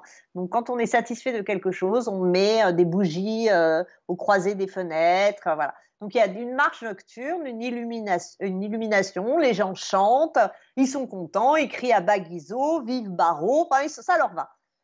Sauf que, et ça on ne sait pas très bien ce qui s'est passé, à la hauteur du boulevard des Capucines, un coup de feu part du côté des forces de l'ordre, hein, tombe plusieurs victimes sur le boulevard des Capucines. On ne sait pas pourquoi, parce qu'il n'y avait pas spécialement d'affrontement. Et là, la foule qui était en train de manifester ramasse des corps, les met sur des charrettes, hein, accroche des flambeaux, enfin des torches, hein, à ces chariots mortuaires, et se promènent dans Paris en criant aux armes, on assassine le peuple, aux armes, aux armes. Et le lendemain, le 24 février, tout Paris est barricadé, enfin tout le cœur de Paris est barricadé. Et là, le roi, en fait, va hésiter. Son ministre, que l'on retrouvera sous la Commune, Adolphe Thiers, lui propose une stratégie qu'il va d'ailleurs adopter pendant la Commune, c'est on se barre, on ramasse les forces, on récupère l'armée et on les écrase. Mais en fait, Louis-Philippe ne veut pas vraiment écraser dans le sang cette révolte et donc refuse la stratégie de Thiers, abdique en faveur de son neveu, donc en fait donnant la régence à sa bru parce que son fils il est mort d'un accident de voiture, à cheval, la voiture, et il se barre. Il part par un souterrain des Tuileries et il s'en va, il part. Et donc, on est en situation de régence. Et là, il va se passer deux choses dans la même journée, à peu près au même moment. Bon, ben, d'un côté, il y a celle qui devait être la régente, donc la mère du duc d'Orléans, qui prend son bébé par la main et qui arrive à l'Assemblée pour essayer de les convaincre de lui donner la régence, où là, elle se fait... une fin de non-recevoir, polie, chère madame, désolée, on vous recontactera, tu vois. Donc ça marche pas. Et de l'autre côté, le peuple est soulevé et commence un sac des Tuileries, donc rentre dans le peuple, dans le château des Tuileries, fait une espèce de grande fête, parce que forcément, il y a de quoi bouffer, il y a de quoi faire, s'éclate, prend le trône, le porte jusqu'à la place de la Bastille et le brûle place de la Bastille au cri de « Vive la République ».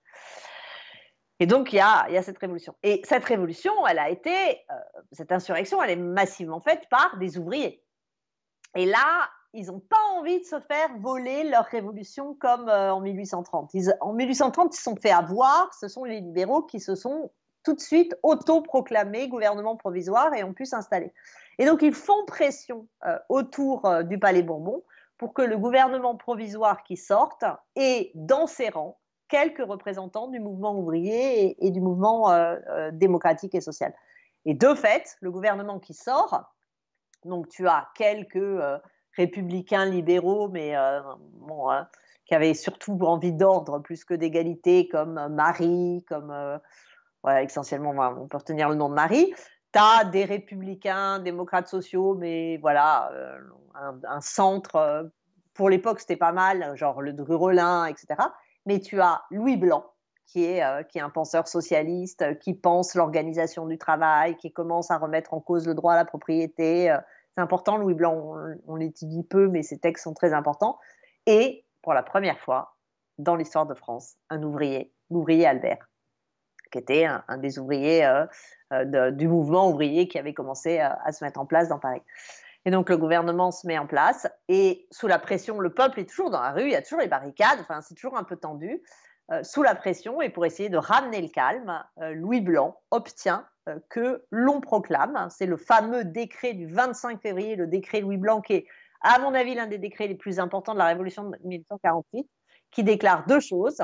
D'abord, même si ce n'est pas écrit noir sur blanc, mais le droit au travail, qui dit que la société doit le travail et l'assistance à ceux qui n'en ont pas, et le droit à l'association qui permet aux ouvriers de s'associer entre eux et de jouir des bénéfices de leur travail. Et ça, c'est considérable. Donc, il y a ce moment où peut en fait se mettre en place non seulement une république démocratique et sociale, et le suffrage universel est proclamé dans les 2 jours, masculin. Et toujours ça, non, ça avance pas, ça. Alors, ça avance au sens où les femmes de 48, donc Jeanne de Rouen, Eugénie du Boyer, celles qui vont rédiger le journal La Voix des femmes, n'ont de cesse de réclamer le droit de suffrage. Donc, c'est réclamé, mais ça passe pas, c'est pas accepté, ça se traduit pas en loi, quoi. Mais l'idée, elle est très défendue, elle est très, très, très portée.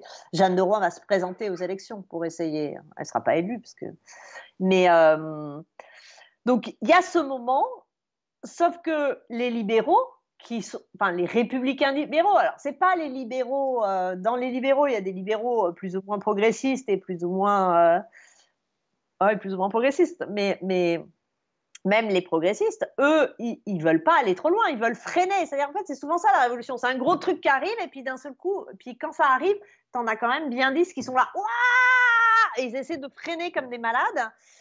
Et le problème, c'est qu'ils y arrivent. Et donc, les libéraux vont essayer de freiner les avancées. Alors, le premier frein, il est symbolique, hein. C'est un moment très important. Les ouvriers voulaient que cette nouvelle république ait un nouveau drapeau. Comme la révolution de juillet qui s'était installée en 1830 avait instauré, en souvenir de 1789, comme drapeau national le drapeau tricolore, alors que pendant la Restauration, Charles X et Louis XVIII, c'était le drapeau blanc de la monarchie. Donc le drapeau tricolore, c'était le drapeau de la monarchie de juillet, c'était le drapeau des libéraux. Et évidemment, les ouvriers ne veulent pas du drapeau tricolore puisque c'est le drapeau de la monarchie de juillet. Les ouvriers veulent le drapeau qui a été le drapeau de 1832, qui a été le drapeau des canuts, qui a été le drapeau des montagnards, c'est-à-dire le drapeau rouge. Donc les ouvriers veulent que la République ait le drapeau rouge. Et donc ils arrivent devant l'hôtel de ville pour réclamer le drapeau rouge. Mais Lamartine, qui est poète mais qui est aussi homme politique et qui était membre du gouvernement provisoire, sort sur le parvis de l'hôtel de ville, se lance dans un des grands discours dont il était à la fois maître et enfin, vraiment il maîtrisait bien le truc et il leur rappelle les 3 couleurs de la Révolution, la prise de la Bastille, il les fait pleurer et tout ça. Et il arrive à repousser le drapeau tricolore. La seule chose que Louis Blanc obtiendra, c'est que pendant quelques jours, on va inverser les couleurs. Ce ne sera pas bleu-blanc-rouge, ce sera rouge-blanc-bleu. Mais puis après, ça revient dans l'autre sens. Mais c'est une défaite symbolique. En fait, ce que ça veut dire, c'est qu'il y en a qui ne veulent pas de cette révolution démocratique et sociale. Et en fait, on va avoir quelques mois de conflit entre ceux qui veulent vraiment aller assez loin autour de Louis Blanc et ceux qui veulent freiner. Et les libéraux vont avoir une stratégie habile, mais dégueulasse, pour mettre à l'écart Louis Blanc et les autres. Louis Blanc, il voulait un ministère du Travail pour qu'il y ait des lois, pour que tout ça se traduise et qu'il y ait enfin une politique sociale qui soit faite en France. Alors, le ministère du Travail, ils disent non, mais on va vous faire un truc super, on va vous créer une assemblée des ouvriers. Et donc, on crée quelque chose qui est très peu connu, mais qui est extrêmement intéressant, qu'on appelle la Commission du Luxembourg. La Commission du Luxembourg, c'est une chambre élue par les ouvriers et les ouvrières, grâce à Désiré Guay, qui s'est battu pour qu'on élise les ouvrières, qui va siéger au Palais du Luxembourg, c'est-à-dire dans l'actuel Sénat, et donc vont se retrouver au Palais du Luxembourg presque 400 représentants du monde ouvrier, alors il y a quelques représentants aussi du monde patronal, et qui vont discuter de ce qu'il faudrait faire pour avoir une vraie politique en termes de travail. Mais cette commission du Luxembourg, hein, qui a été créée, donc, et en plus au Luxembourg, donc ça fait bien, elle a été créée sans budget, et avec simplement un pouvoir consultatif. Donc en fait, on met les ouvriers à part. Et qui est nommé à sa tête? Louis Blanc. Donc Louis Blanc, qui avant était un membre du gouvernement provisoire, qui représentait donc les socialistes et les ouvriers dans le gouvernement provisoire, se retrouve à la tête de la Commission du Luxembourg. Il est donc le représentant du gouvernement provisoire face aux ouvriers. Et il n'y a plus de représentants socialistes et des ouvriers, parce que Albert, pareil, il le balance au Luxembourg, au gouvernement provisoire. Résultat, le gouvernement provisoire commence à pouvoir faire ce qu'il veut. Pendant que à la Commission du Luxembourg, les débats qui ont lieu sont absolument fascinants, ce débat des choses très intéressantes, l'association progresse, enfin c'est vraiment un chaudron de réflexion, au bout du compte, c'est un moyen de les mettre à l'écart. Et d'autre part, alors que le droit au travail aurait dû, si Louis Blanc s'en était occupé, il aurait créé ce que lui appelait des ateliers sociaux. L'idée de Louis Blanc, c'est l'association ouvrière, c'est-à-dire que les ouvriers s'associent entre eux, passent contrat avec l'État et se partagent les bénéfices de la vente de leurs produits. Ça, c'est l'atelier social, c'est-à-dire que, je sais pas moi, d'ailleurs, il va en faire quelques-uns pour faire les uniformes de la garde nationale. Plusieurs tisseurs et métiers pour faire des uniformes s'associent, choisissent d'ailleurs un local. L'État passe commande d'un certain nombre d'uniformes et ensuite paye, et les ateliers et les ouvriers décident d'eux-mêmes du salaire de chacun, se font une caisse d'assurance en cas d'accident, etc. Donc ça, c'est le système. Sauf que ce n'est pas Louis Blanc qui fait les ateliers, c'est Marie, le pire en plus, et lui, il va faire des ateliers nationaux. En fait, il fait des ateliers de charité. Donc, ce n'est pas le même métier qui s'associe pour récupérer, c'est localement, donc dans le 12e, dans le 8e, etc. Tu as un atelier national. Les ouvriers, quel que soit leur métier, ils arrivent dans cet atelier. Ils doivent travailler toute la journée. À la fin de la journée, ils ont un salaire qui leur permet en gros de s'acheter de la soupe, un morceau de lard et un peu de pain. à peu près. Donc, c'est pas exactement le même truc, tu vois. Et d'autre part, comme tu fais des ateliers nationaux dans lesquels tu as des menuisiers, des boulangers, enfin, tu as tout, parce que tout le monde était au chômage, tu peux pas leur faire des trucs très qualifiés puisque les qualifications sont trop différentes. Donc, qu'est-ce qu'on leur a fait faire? On leur a fait creuser des trous. Donc, tu as des ouvriers qui se retrouvent dans des ateliers où ils sont mal payés à creuser des trous. Et comme en plus, au bout d'un moment, on ne savait pas quoi faire dans les trous, le matin, ils creusaient, le soir, ils bouchaient. C'était vachement enthousiasmant. Qu'est-ce qu'ils font, les ateliers et les ouvriers, quand ils sont dans cette situation-là? Ils discutent politique. Donc, ils se radicalisent. Donc, ils lisent Louis Blanc. Donc, ils comprennent qu'on est en train de les entuber. Donc, les ateliers nationaux, qui par ailleurs coûtent cher à l'État de fait, parce que c'est quand même plus de 100 000 personnes qui sont dans ces ateliers, pour les libéraux, ça coûte trop cher et en même temps, c'est un foyer d'agitation. C'est un foyer d'agitation parce qu'ils les ont mal organisés. Hein. S'ils leur avaient fait faire un truc qui leur plaisait, ça ne serait pas passé comme ça. Et donc, il va y avoir une tension. Et en fait, cette tension, elle va se dénouer, mais de façon difficile. Alors d'abord, la cause, tristement, c'est le suffrage universel, parce que donc les élections ont lieu en avril, hein, sauf que le vote, ce qui l'emporte est le vote des campagnes, et pour des raisons un peu complexes à expliquer, mais les campagnes votent plutôt conservateurs, hein, et donc se retrouvent à l'Assemblée, avec en plus la légitimité du vote, qui est très importante encore de nos jours, mais qui l'est encore plus à ce moment-là où il vient d'être acquis. Et ben ça là, tu n'as plus que des libéraux conservateurs, hein, tu n'as vraiment qu'une petite minorité de démocrates sociaux, de montagnards à l'Assemblée. Et quelle est la première mesure? Elle prend deux mesures très rapidement, cette Assemblée. D'abord, elle va dissoudre la Commission du Luxembourg. En un soir, ils les virent tous dehors. Et là, l'historienne pleure. Ils n'ont même pas conservé les archives. On n'a pas les archives de la Commission du Luxembourg. Ah merde. Ouais, je te le fais pas dire. C'est une perte énorme. Mais vraiment, ils en avaient tellement rien à foutre. Je ne sais pas s'ils ont foutu. Ils les ont jetés. Bon. Donc, ils virent tout le monde et ils vont mettre assez vite, ils vont mettre une autre commission, enfin, ils vont mettre des représentants du pouvoir dedans. Et après, ça va redevenir plus tard la Chambre haute. Mais c'est marrant de se dire que quand tu vois le Sénat, à un moment, à l'intérieur, c'était des ouvriers qui étaient là-dedans. Et ça, c'est 16 mai. Et 22-23 juin, ils décident de fermer les ateliers nationaux. C'est-à-dire, parce qu'ils trouvent que, pour les raisons que je disais tout à l'heure, c'est-à-dire qu'ils décident de remettre d'un jour, d'un coup, au chômage, plus de 100 000 personnes à Paris. Les ouvriers, un jour, essaient de négocier, ça ne marche pas. Ils reprennent le chemin des barricades. Et là, d'ailleurs, ils vont faire ce que Thiers avait proposé en février 1948 à Louis-Philippe. Ils vont laisser les ouvriers gentiment monter leurs barricades. Eux, ils vont rassembler leurs forces. Et quand ils seront bien les forces rassemblées, ils vont écraser la révolution de juin 1948. 4000 morts, des gens exécutés sans le moindre jugement. Ils ont mis des gens dans des prisons et ils ont tiré par les vasistas des prisons pour tuer les prisonniers. Enfin, on a un massacre, c'est pas aussi élevé que la Commune, mais c'est le premier massacre de masse avant la Commune. Mais on parle bien d'une répression menée par des gens qui ont fait le mouvement avec eux, en fait, en réalité. C'est pas comme dans le cas de la Commune, j'imagine, où la Commune, c'est quand même le gouvernement de Thiers qui réplique, quoi. Oui, Là, mais d'une certaine façon, tu vois, la Commune, ils étaient tous d'accord le 4 septembre 1870, quand ils ont proclamé la République. Donc, c'est pas, enfin, tu vois, c'est... Mais oui, c'est eux, c'est ceux qui étaient élus aussi. Hein. Donc, ceux qui étaient élus n'étaient pas... Mais pour certains se disaient républicains.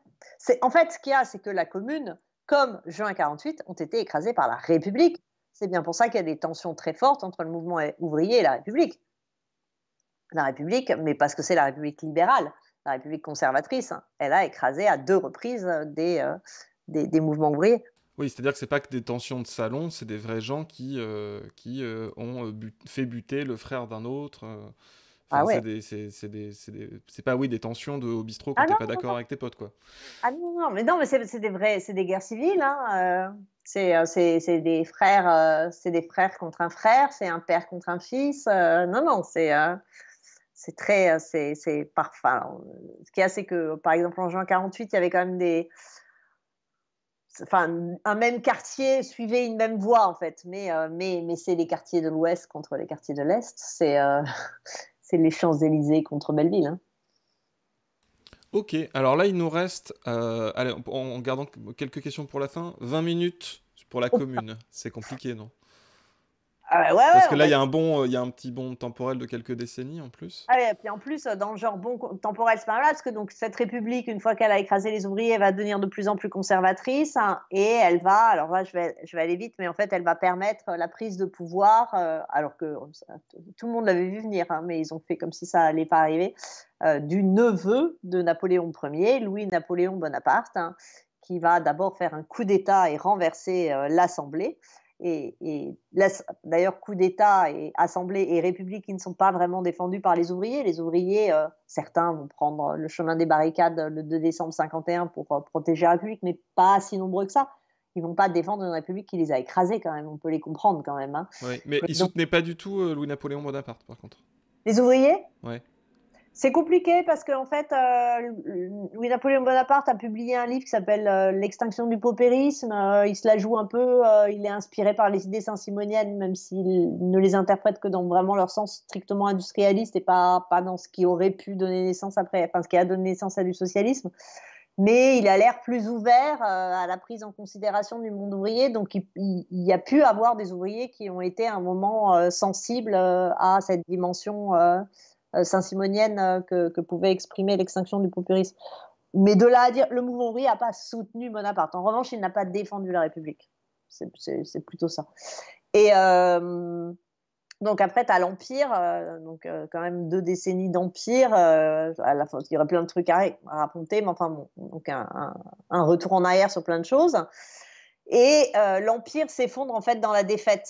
Même si à nouveau les républicains ont fait à la fin de l'Empire exactement comme ils avaient fait à la fin de la monarchie de Juillet, la bataille culturelle, c'est-à-dire que ils ont rappelé que la République c'était l'égalité, enfin il y a tout un travail de diffusion des idées. Et d'ailleurs, comme je le disais pour la fin de la monarchie de Juillet, ça passe par la republication de textes, par des cours, par des journaux, enfin c'est à peu près le même truc, par des élections, hein. Ils emportent un certain nombre d'élections dans les élections de 70. Mais ce qui fait chuter l'Empire, c'est la défaite. Le 2 septembre 70, l'empereur est fait prisonnier à Sedan et une foule très importante parisienne se masse autour du Palais Bourbon et pousse ce qu'on appelle le corps législatif, on n'appelle pas ça l'Assemblée ou la Chambre des députés à l'époque, le corps législatif a proclamé la République. Donc la République est proclamée le 4 septembre 70. D'ailleurs, il y a à nouveau un bordel de drapeaux parce que toute la frange des démocrates sociaux, des républicains radicaux, on va dire, voulait que cette proclamation soit, comme en février 70, une proclamation d'une république plus à gauche, et donc se rend à l'hôtel de ville et plante un drapeau rouge, et évidemment arrive complètement paniqué ce qu'on appelle les Jules, donc Gambetta, enfin il ne s'appelle pas Jules Gambetta, mais lui c'est Léon, mais Grévy, Ferry, etc., qui arrachent le drapeau rouge, mettent un drapeau tricolore et proclament la République. Bon, ça passe, on est en guerre, c'est le bordel, donc on ne va pas commencer à chipoter là-dessus. Mais à partir de là, on commence à avoir une tension entre le gouvernement provisoire qui est républicain, mais qui est républicain libéral, et à Paris, ceux qui sont plutôt favorables à une république plus démocratique et sociale. Là où les choses se compliquent, hein, c'est que d'abord, ces républicains du gouvernement libéral, provisoire, hein, ben, ils vont finalement signer la paix avec l'Allemagne, alors que Paris voulait continuer la guerre, vu qu'ils s'étaient bouffé un siège incroyable. Eux, ils étaient plutôt favorables à continuer la guerre et défavorables aux conditions de l'armistice. Et puis, en février 71, il y a eu une élection, et cette élection, à nouveau, à cause du vote des campagnes, mais aussi parce que le vote s'est fait non pas sur la nature du régime, mais sur guerre ou paix, et que les monarchistes étaient favorables à la paix, l'Assemblée est monarchiste. Donc on a une Assemblée monarchiste, et alors que la République a été proclamée. Et cette Assemblée monarchique, qui n'est pas une provocation près, le 16 mars ou 10 mars, décide de se tirer à Versailles, ce qui est quand même un peu gros quand même, hein, voilà, et de supprimer la solde des gardes nationaux et de lever le moratoire sur les loyers. En gros, de mettre dans la misère 70% du peuple parisien. Donc il y a des tensions très très fortes entre Paris et l'Assemblée. Mais Paris a pour force d'avoir des armes et notamment des canons, parce que pendant le siège de Paris, grâce à une souscription, les Parisiens s'étaient achetés des canons. Et donc il y a des canons et en prévision, ils les avaient mis sur quelques hauteurs de Paris, à Montmartre, à Belleville et il doit y en avoir à la butte aux Cailles aussi, vers Ménilmontant. Et dans la nuit du 17 au 18 mars 1871, le président du gouvernement, du gouvernement avec l'Assemblée de Versailles, Adolphe Thiers, décide de récupérer les canons. Sauf que ça ne va pas se passer comme ça et que réveillant en fait les soldats arrivant pour prendre les canons, surtout à Montmartre, réveillent les Parisiens, enfin surtout d'ailleurs les Parisiennes parce que les mecs dormaient, mais les nanas, comme il fallait qu'elles aillent chercher l'eau, elles étaient réveillées, qui sonnent l'alarme et s'ensuit le fameux 18 mars. Au cours duquel, donc, soulèvement pour empêcher la prise des canons et fraternisation avec les forces. Et donc, Thiers fait ce que Thiers fait toujours, qu'il avait dit à faire, qu'il avait proposé à Louis-Philippe, qu'il n'a pas suivi et qu'il avait réappliqué par la suite. Il enlève ses troupes pour préparer la riposte. Sauf que autant la stratégie... D'ailleurs, l'empereur d'Autriche fera la même chose lors de la révolution autrichienne en 1949. Hein. Il enlève et il revient pour écraser tout le monde. Ça marche hein, objectivement, ce truc. Il aurait fallu qu'ils y réfléchissent et qu'ils trouvent un moyen contre. Ça, c'est une autre histoire. Donc, il s'en va. Donc, Paris, il n'y a plus de force de l'ordre du pouvoir à Paris. Le maire de Paris, parce qu'il y a un maire de Paris à ce moment-là, qui est Ferry et qui était plutôt favorable au gouvernement provisoire, se barre, les ministres se barrent, tous. Paris, au 18 au soir et 19 au matin, il se rend compte qu'il n'y a plus personne. Donc, il faut faire quelque chose. Et donc, il commence la Commune. Et en plus, il y a des armes partout, il y a des gardes nationaux, il y a... Alors, ce qu'il y a, c'est que des canons. Il y avait des organisations qui étaient prêtes à prendre les choses en main. Les gardes nationaux, parce que il y avait à la fin de l'Empire, il y avait très peu de gardes nationaux parce que l'Empire a tout intérêt à faire disparaître la garde nationale, qui est un peu, elle chahute un peu, elle chamaille, comme dit Macron. Donc, il y avait très peu de gardes nationaux, mais comme on était dans un contexte de guerre, on avait recréé la garde nationale. En gros, entre août 70 et octobre 70, on passe de 12 000 gardes nationaux à 190 000. Donc il y a 190 000 hommes en armes hein, dans Paris, les gardes nationaux. Ah c'est ouais. eux les fédérés. Ouais. Ok. Ah ouais. Et en fait, ils ont commencé à s'organiser. Ce qu'il y a, c'est que le siège, hein, comme le siège a coupé Paris du reste de la France, que Paris a été isolé, il s'était organisé. Et il s'était organisé d'abord pour se défendre, mais il s'était organisé aussi pour se nourrir, se ravitailler, nettoyer la ville et commencer à faire ce qui sera après une commune, c'est-à-dire de se gérer. Ils se sont autogérés pendant le siège. Donc il y a des habitudes qui ont été prises, il y a déjà des choses. Et le comité justement fédéré de la garde nationale, hein, qui était dressé contre Versailles depuis, enfin ce que on appelle Versailles, mais c'est seulement à partir du 10 mars, juste après le 18 mars, il prend les choses en main et dit, bah voilà, on va élire une commune. Là, parce que ce qu'on appelle la commune, c'est à la fois l'événement et le pouvoir qui est élu le 26 mars. Et donc, on procède à l'élection de la commune, auquel les femmes n'ont pas eu le droit de participer. Mais à partir de là, on a la commune. Et dans la commune, elle est multiple parce que tu as à la fois des internationalistes, donc, parce qu'entre-temps, l'AIT est née, le marxisme a quand même progressé. En France, tu as tous les proudhoniens, donc on va dire les internationalistes. Tu as les héritiers de 48, donc plutôt des républicains démocratiques et sociaux, mais assez radicaux, tendance Blanqui et autres, quoi. Et puis, tu as des républicains démocrates modérés, mais bon, évidemment, à côté de ceux qui étaient à Versailles, ils étaient assez radicaux, mais la commune n'est pas uniforme du tout. Hein. Ils s'engueulent, entre internationalistes et on va dire, néo-montagnards, ils s'engueulent pas mal. Ok. Et donc, mais l'intérêt de la commune, c'est que c'est ce qui va sortir des urnes, là, ces urnes du 26, il n'y a jamais eu autant d'ouvriers dans une assemblée qu'il n'y en a eu au moment de la commune.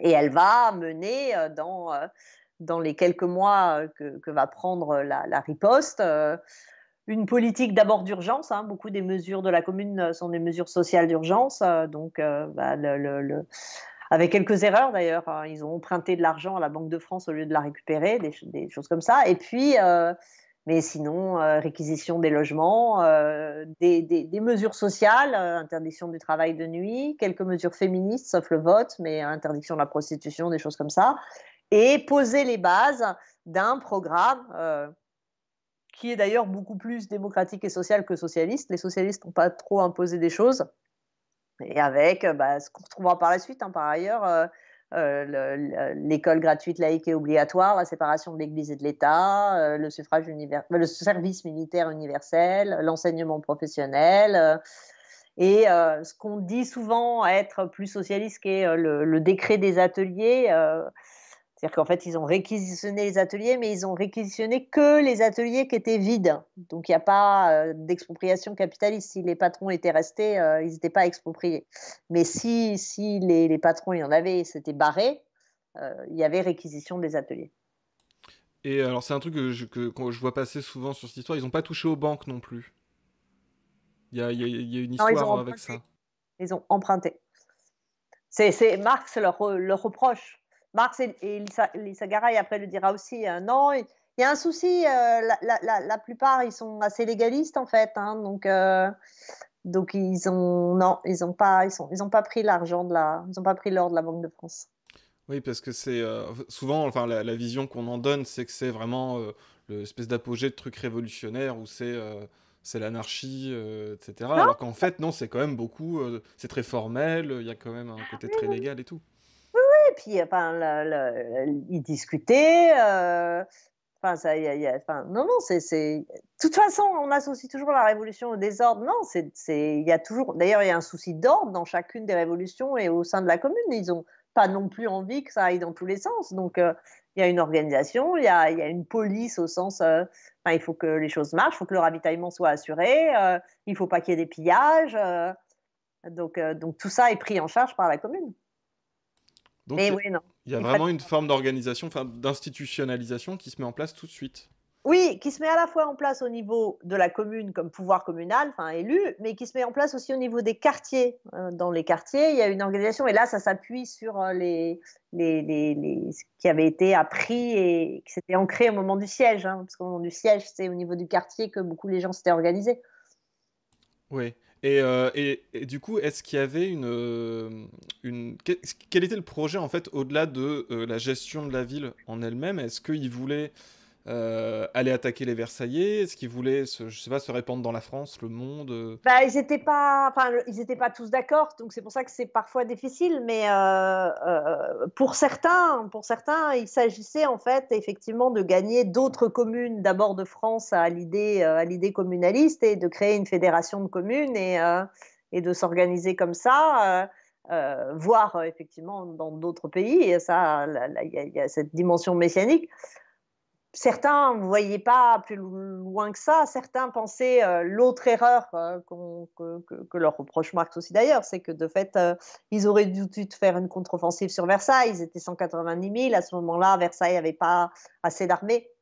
Si Thiers les avait fait ressortir, enfin, reculer, c'est parce qu'ils fraternisaient. Donc, s'ils avaient attaqué tout de suite, mais ils sont restés dans les murs de Paris, ce qui a permis à Thiers de rassembler effectivement des forces, cette fois plus nombreuses que les communards, et en plus de préparer mentalement les soldats à écraser les communards.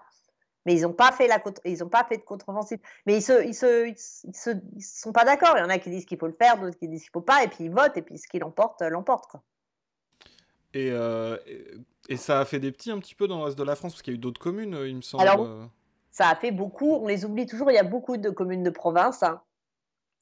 Certaines sont plus connues que d'autres. Il y en a une à Saint-Étienne, il y en a à Lyon, il y en a à Narbonne, il y en a à Marseille, il y en a, j'en oublie sûrement plein, il y en a à Limoges, Ouais. il y en a beaucoup des communes. Elles durent plus ou moins longtemps. Le maximum, la plupart durent 2-3 jours, hein, avec des processus. Parfois, c'est par la violence qu'elles sont écrasées. Parfois, c'est par la ruse. À Lyon, autant que je me souvienne, c'est par la ruse. C'est-à-dire qu'ils Oui. arrivent à prendre... et puis, ils disent, oh, on va faire un petit défilé en mémoire des soldats. Et puis, comme tout le monde est à ce moment-là assez touché, enfin, ils font rentrer les soldats en faisant croire qu'ils font défiler. Puis, en fait, non, ils rentrent pour reprendre l'hôtel de ville. Ils se font avoir. Voilà, ça dépend des situations. Mais aucune ne dure beaucoup plus longtemps que 10 jours après la Commune.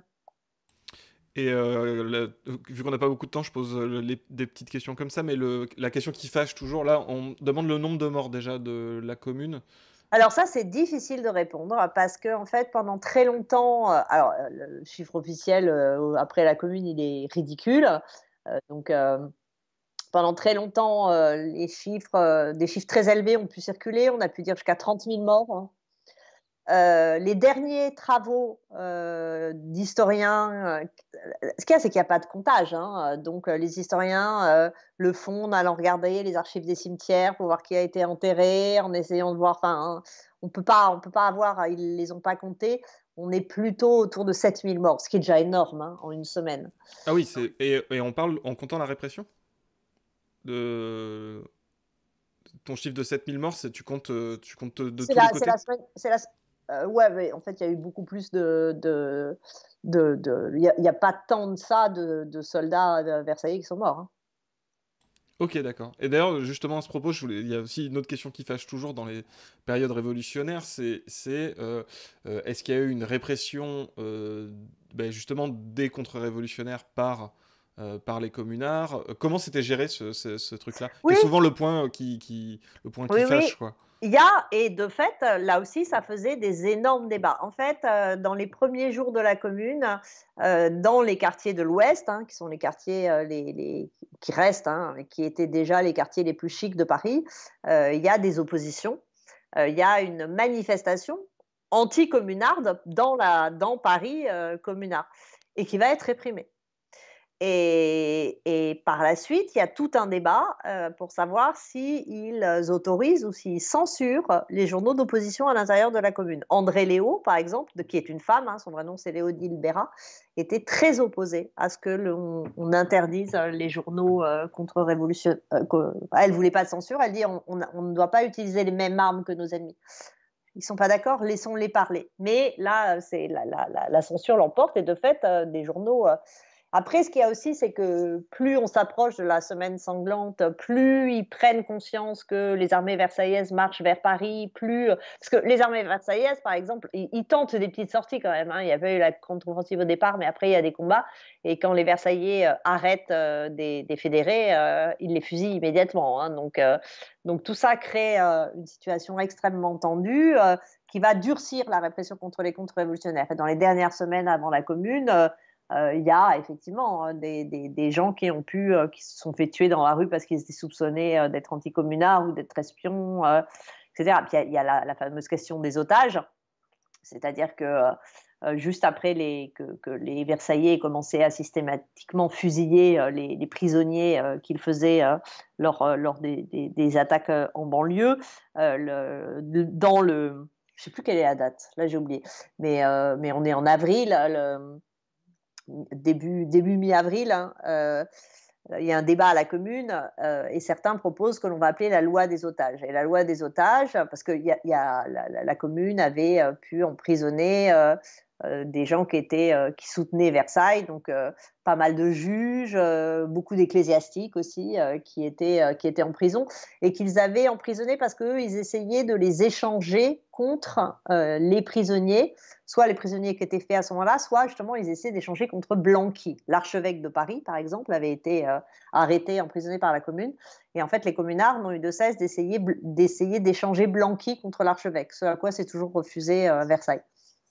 Mais donc il y avait des gens emprisonnés. Et le décret des otages dit que pour chaque prisonnier qui sera tué par Versailles, ils tueront un prisonnier de la Commune. Au début, c'est pas appliqué.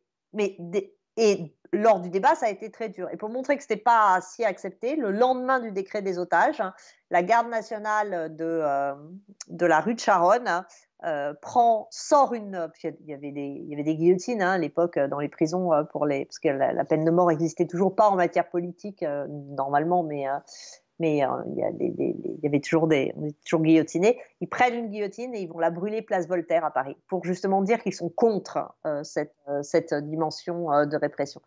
En revanche, au moment de la semaine sanglante, hein, une fois que les Versaillais sont dans Paris, que la semaine sanglante a commencé, là, ils vont exécuter des otages, notamment l'archevêque de Paris, mais aussi un certain nombre de banquiers et d'autres personnes.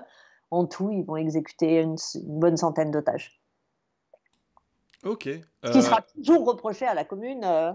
Oui. Moi, je me souviens d'une exposition qui m'avait rendue complètement folle, où il y avait une salle entière sur les otages. On en était presque à pleurer sur chacun. Et il n'y avait pratiquement rien sur les victimes de la commune, donc enfin les communards morts. Ok. Alors, il nous reste moins de 10 minutes. J'ai deux petites questions si ça passe dans ce temps-là. Enfin, une du chat qui date du début de la discussion. Alors, d'abord, l'année prochaine, c'est les 150 ans, du coup, de la commune. Est-ce qu'il y a des choses qui s'organisent Il y a plein de choses qui s'organisent. Bon, il va y avoir 1 milliard de bouquins qui vont sortir. Il y a les Amis de la Commune, qui est la grande association qui, depuis quasi la fin de la Commune, s'occupe, va faire des choses. Non, il va y avoir vraiment, vraiment beaucoup de choses. Ok. Après, je ne sais pas trop quoi, parce qu'en fait, on était censé faire des réunions, comment dire, en mars et en avril, et bon, voilà. Il y a des gens qui disent il y a la commune 2 l'année prochaine. Mais très bien, on fait ça. On fait la commune l'année Ah, prochaine. ouais. En fait, il faudra faire un autre truc. Il ne faut pas que ce soit. Oui. J'avais un truc où on se ferait pas tous tuer à la fin, ça serait bien. Ouais. Et l'autre, c'était plus une question d'ouverture. Là, c'est vrai qu'en fait, on aurait pu continuer longtemps. T'as eu à peine 20 minutes pour la commune, mais c'était très clair. Je t'en remercie. Après, tu reviens quand tu veux, si tu veux développer. Moi, je trouve ça vraiment passionnant. Il y a une petite question d'ouverture à la fin. Quand on parlait de la définition des révolutions, les gens parlaient d'évidemment ce qui se passait, notamment aux États-Unis en ce moment. Est-ce que il y a quelque chose de la définition d'une ambiance révolutionnaire ou d'un début de quelque chose qui ressemblerait à ça? En ce moment? Ouais. C'est-à-dire que si on peut considérer qu'actuellement il y a un ordre et un ordre, alors je ne sais pas si racial, maintenant il paraît que dès qu'on dit racial, on est raciste, enfin bon, n'importe quoi, mais enfin bon, si cet ordre est renversé, pas au sens inversé, mais si on cesse, c'est quelque chose de révolutionnaire. Je veux dire, et le moins qu'on puisse dire, c'est qu'il y a action d'un peuple acteur. Enfin voilà, donc on peut, si de fait ça débouche, et pareil, hein, et ça je peux le dire d'autant plus que je travaille donc sur des forces de l'ordre révolutionnaires. Si on change complètement les forces de l'ordre, le mouvement américain, la Defend the Police, enfin je sais pas comment ils disent, Ouais, Defend the Police, ouais. Ouais, c'est ça. Si on pense des forces de l'ordre plus inclusives, plus citoyennes, ça, c'est révolutionnaire. Ouais, il y a quelque chose, ça, c'est clair. Après, là, on est dedans. Hein, la peur, c'est toujours le backlash. Hein, à quel moment Oui, c'est ça. D'autant que là, ils sont dans un contexte où c'est quand même, il y a une réaction en face qui est quand même forte, quoi. Puis ils ont Trump à la Ouais. Maison Blanche. Alors, par ailleurs, manifestement, à Seattle, il y a une espèce alors, pas de commune, hein, mais ils sont en train de créer une zone autogérée. C'est marrant parce que les gens m'envoient des choses en me disant ouais, c'est la commune de Seattle, alors je regarde un peu. Oui, j'ai vu aussi. Je sais pas, j'ai pas réussi à comprendre à quelle échelle c'était, si c'était si grand que ça. Mais effectivement, il y a un quartier où le commissariat est vide. Ils ont mis des barricades. Mais Seattle, ça a l'air d'avoir une sacrée histoire à ce niveau-là aussi. Oui. Non, ça n'a pas l'air d'être très grand, mais c'est intéressant en tant que tel. Et d'autant qu'il y a des villes, là effectivement, c'est pas du tout majoritaire, Defend the Police, etc. Mais il y a à Minneapolis justement, ils ont annoncé qu'ils allaient démanteler la police. Alors, peut-être qu'ils vont refaire quasiment la même chose, mais c'est quand même fort. Enfin, non, mais c'est tout à fait. Hein. Ok, très bien. Écoute, déjà, je te remercie encore vraiment énormément et c'est très gentil. Comme je disais tout à l'heure sur le chat, en plus tu fais du travail gratuit là d'une certaine façon. Tu nous fais un cours conférence gesticulée gratuitement, donc on te remercie vraiment énormément. Est-ce que tu as de l'auto-promo à faire en échange? À part ton compte Twitter, évidemment, suivez Mathilde sur Twitter. Demain. Mais ça, c'est plus pour c'est pour les Parisiens, mais ça intéresse aussi tous ceux qui aiment bien l'histoire populaire, l'histoire des révolutions, avec aux éditions de l'Atelier, avec le dictionnaire biographique du mouvement ouvrier qui s'appelle le Métron. Alors ceux qui suivent ça connaissent parce que le Métron, c'est quand même, c'est pas rien. Mon vieux écrit dans le métro.